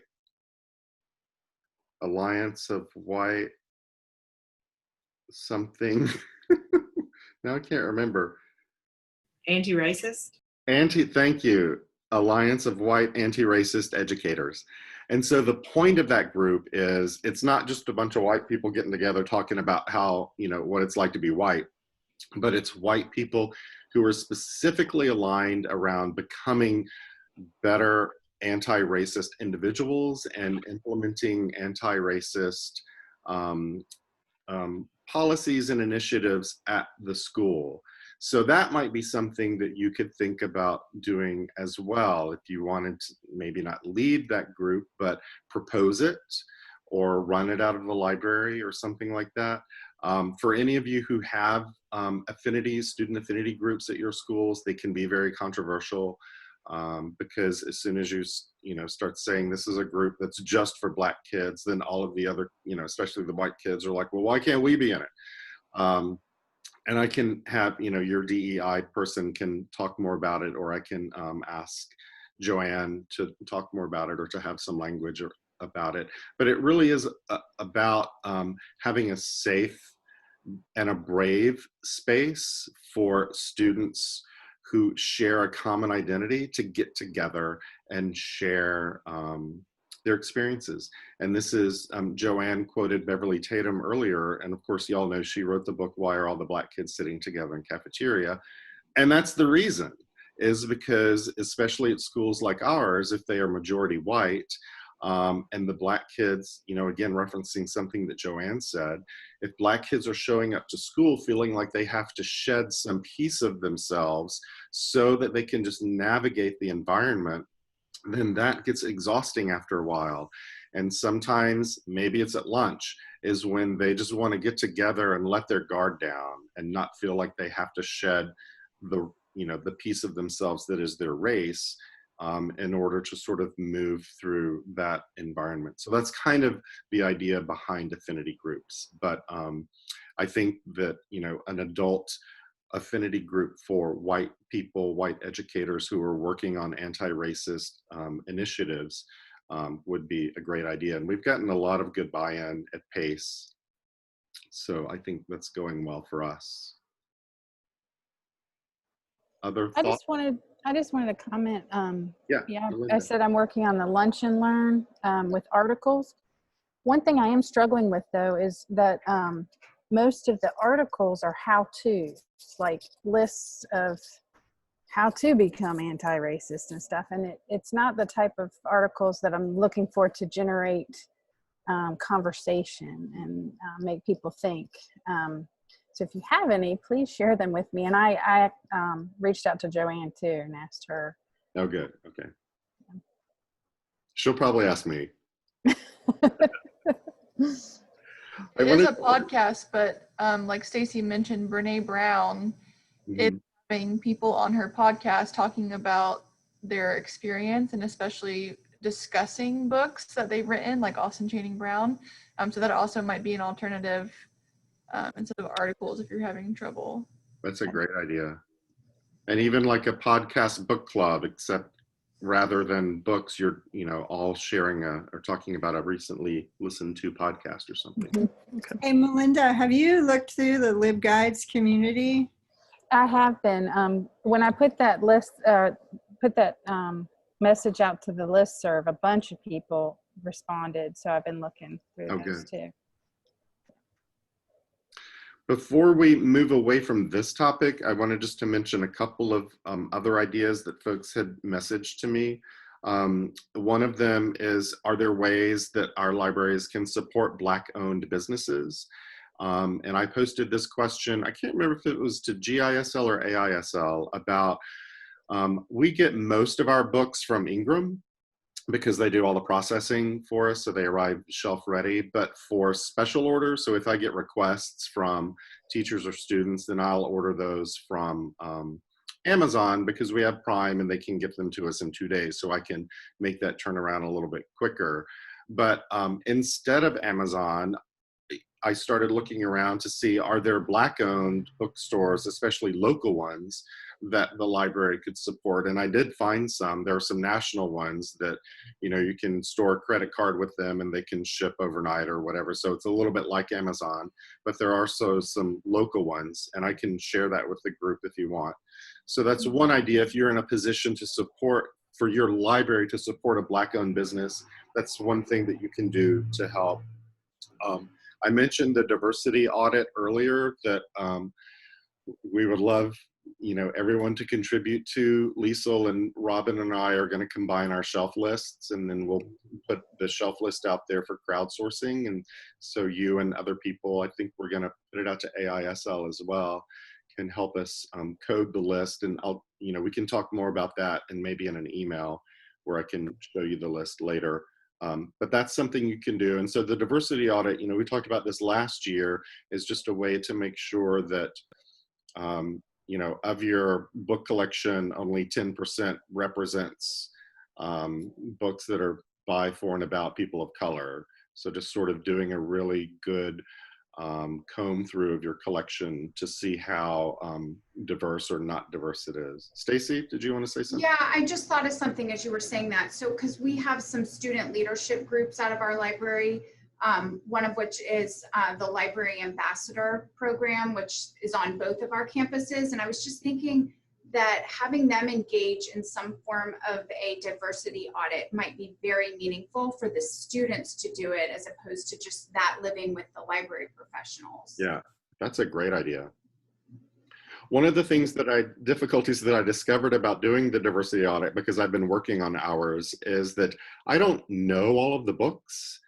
Like, I haven't read all of the books in our collection. So, and if I'm, going through the collection, and so I'm physically like going through and taking a book off the shelf and seeing, like, who is the author and what is their race and what is their gender or gender identity, and what about the characters, is that sometimes without reading the book, it's hard to tell. And so you're basically left with either what's in the blurb or the pictures that are on the cover. Sometimes that's enough, and sometimes it's not. I think for our purposes, it's enough, because I'm just, my numbers are not going to be reported to any official entity. I just want to know for myself how diverse is the collection.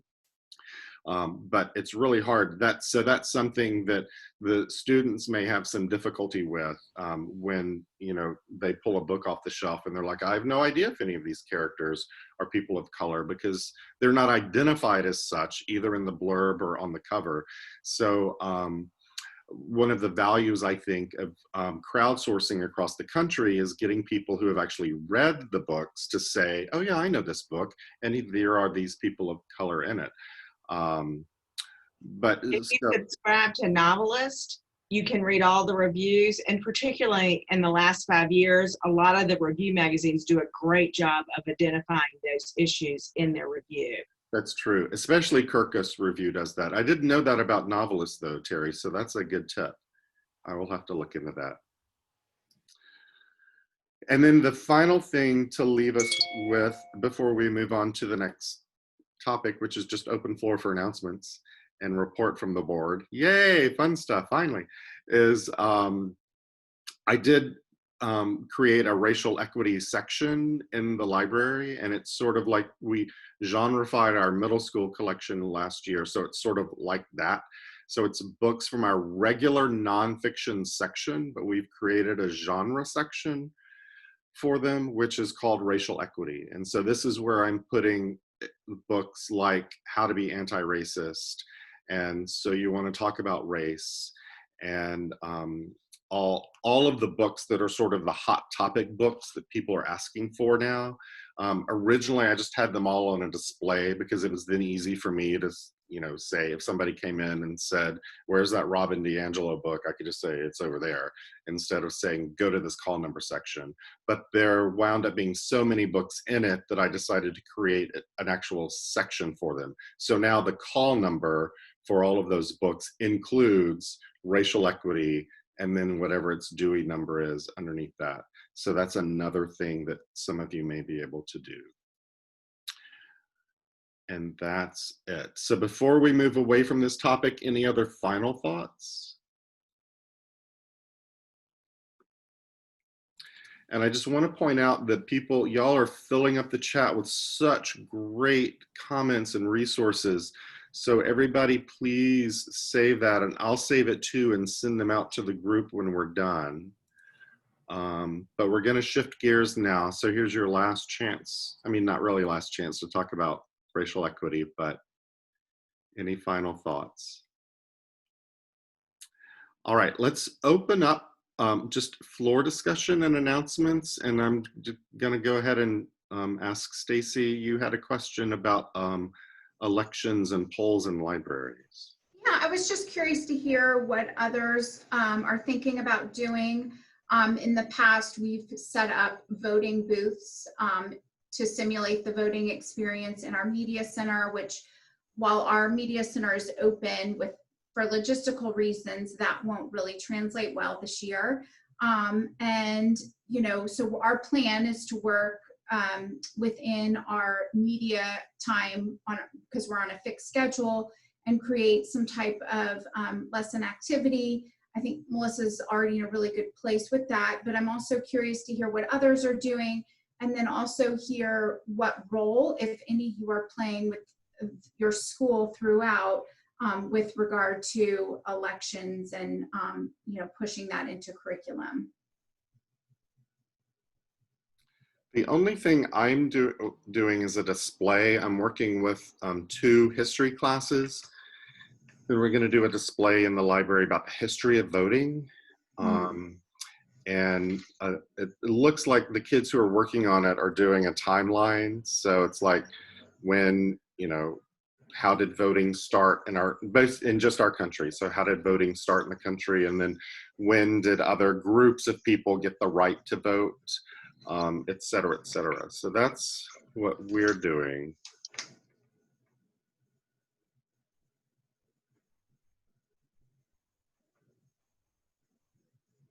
Stacy, did you say you're setting up mock polls? Well, so that's how we've done it in the past, but because of the pandemic, I don't think we're going to be able to do that. But you know, you just, Matt, made me think of something that could work really well. There is a librarian at Pius who did this podcasting tour in her library where she set up a visual display with you know, a series of different podcasts on, I think she first started with the civil rights and made it so that it was an interactive tour through her space, but it was more of a listening tour with some visuals. And I'm thinking that we could try to do something like that on the topic of voting. When you said the history of voting, that made me connect back to what she had done in a way that's safe for students throughout the whole school to be able to engage in that. So that might be something to explore further. Cool. Anybody else doing anything around voting or elections in their libraries? We had a history teacher come to Melinda and I asking if she could set up this display she had ordered. I guess I don't know if she's a membership of, if it's a group or organization called Rightfully Hers. And it was sort of a celebration of the 19th Amendment. I think it's, what is it, the 100th anniversary? Mhm. So she set that up, and it's like a big sort of tricorn display. We put it right in the center of our library, and she has set up a scavenger hunt. Oh yeah, see, Melinda's showing it right now on her screen. And so kids are coming to the library to obtain the scavenger hunt sheet, and then they just go all the way around and fill that out. That's very cool. Very, thematic with voting and everything. And then it's also sort of celebration of women getting the right to vote, although, as we all know, it wasn't all women at the time, but, it was historical event. So it's, educational. Thank you for showing us that, Melinda. Other activities or thoughts around voting and elections? All right, other announcements or anything that anybody wants to share?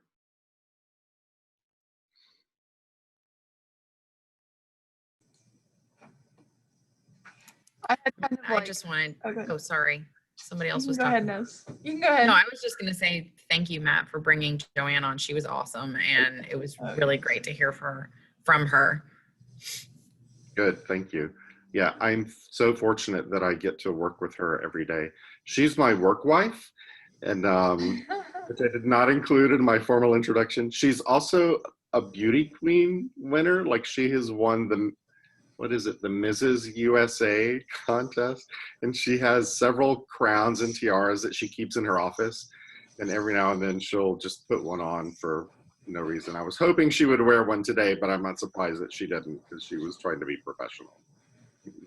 Melissa, were you going to say something?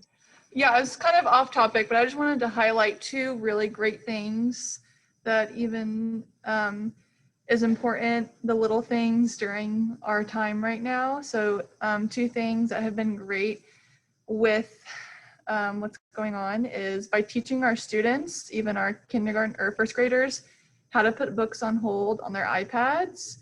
Because there's more of a discovery experience. They are checking out books that they would have never, ever, ever found if they were physically in the library, which I think is really cool. And one observation I've had is, since I'm wearing a mask during story time, I have to be much, much more animated. And so I feel like it's making me a better librarian, and the kids are really enjoying it. So I just thought it'd be nice to bring up some, rose petals of situation. And if anyone else has awesome things that have happened that they want to share, we could all really, really use it. That's great. Thank you, Melissa. Other rose petals from anybody?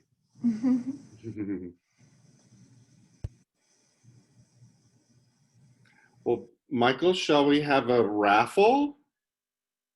We shall. Okay, let me share my screen. So should I show the prize? Do officers get to be in the raffle? I put everybody in the raffle except for me and Matt. Yeah. Everyone who is here is yeah. So it may land on a name person, and you know what? They forfeit. They're not here. So here are the prizes.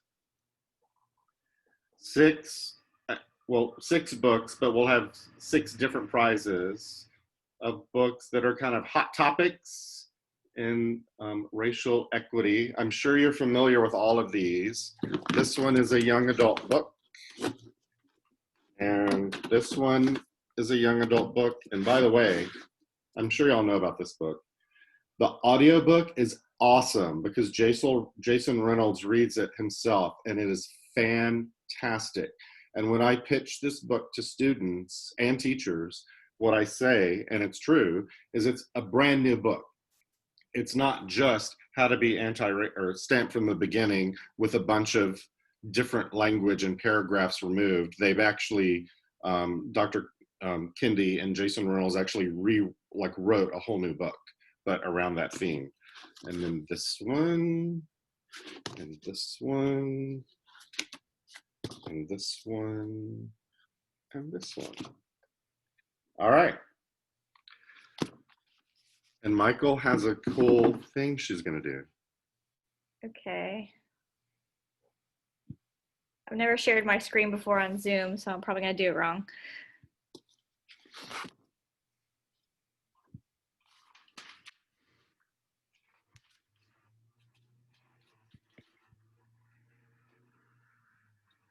Okay.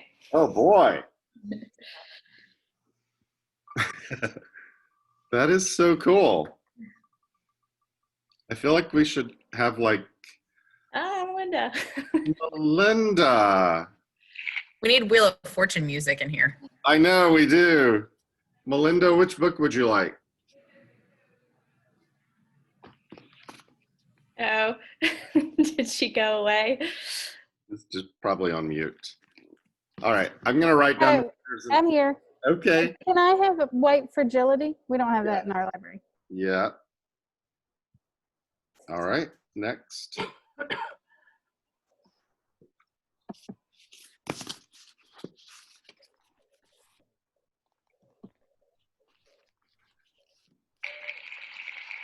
All right, Maureen Pierce. Are you with us, Maureen? I don't think I saw her today Okay. on the call. Just kidding. Let's do it again.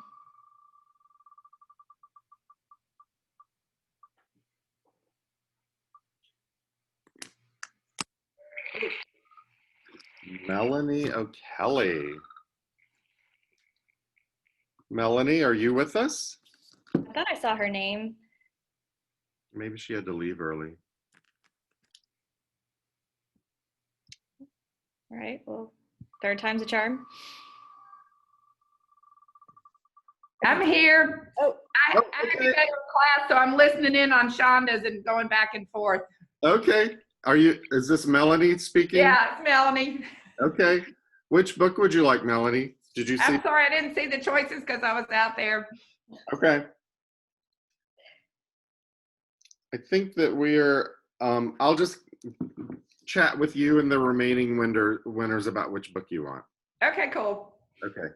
So I think I saw an email saying Susan ended up not being able to come. Susan, okay. So. Wow.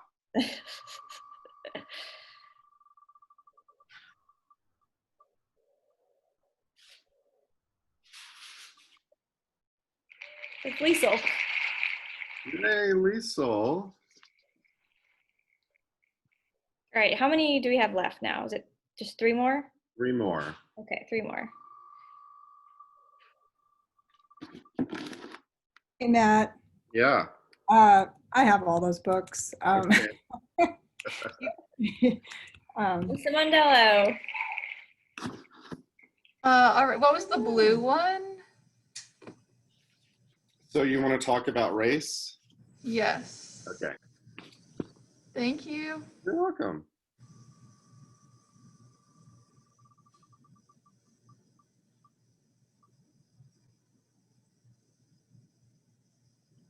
Caitlin. Okay, I unmuted. Can I get one of the YA ones? Yes. There's either stamped or this book is anti-racist. We'll do this book is anti-racist. Okay. All right, is there 1 left? 2 left? 1 left? 1 left. 1 left, okay. Well, unless Liesel gave hers up. Yeah, you could offer mine up. It's Thank funny, you. I just got this book is anti-racist yesterday. Pascal. What do we have left? Stamped, Me and White Supremacy, and How to Be Anti-Racist. I'll get stamped because it's yeah. I read the audiobook and we don't have yet the print one, so that's perfect. Thank you. You're welcome. All right, and then 1 more.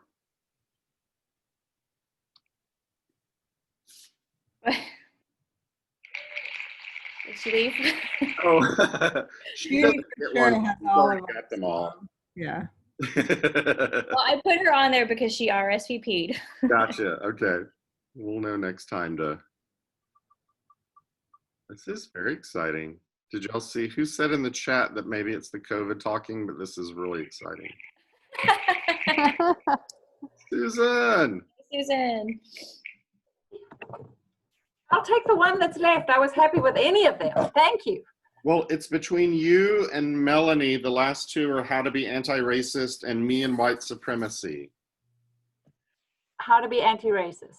Okay. And I don't really care. I would love to have either of them. So. Okay. Well, are we unmuted? And actually, Matt, we've got both of those already, so I'm good too. So thank you. Well, you know what? Here's something else that I have for you and Liesl. Can y'all see this? No. Those are cute. Stop screen sharing for a minute. Ooh, can we all get one of those? If you buy them. Those are so cute. They are cute. Sure, I'll take one of those. Show it again. Oh, that's cute. I only have 3. We'll figure it out. For any of you librarians who are also crafty and making your own masks, there is fabric on Amazon that you can buy that is a collage of those old date due slips. Oh, that is cool. Super cute. Yeah. All right. So in our remaining moments, thank you all for doing that. That was fun. Yes. Just reports out from the board. Nez, did you want to share anything from the Treasury?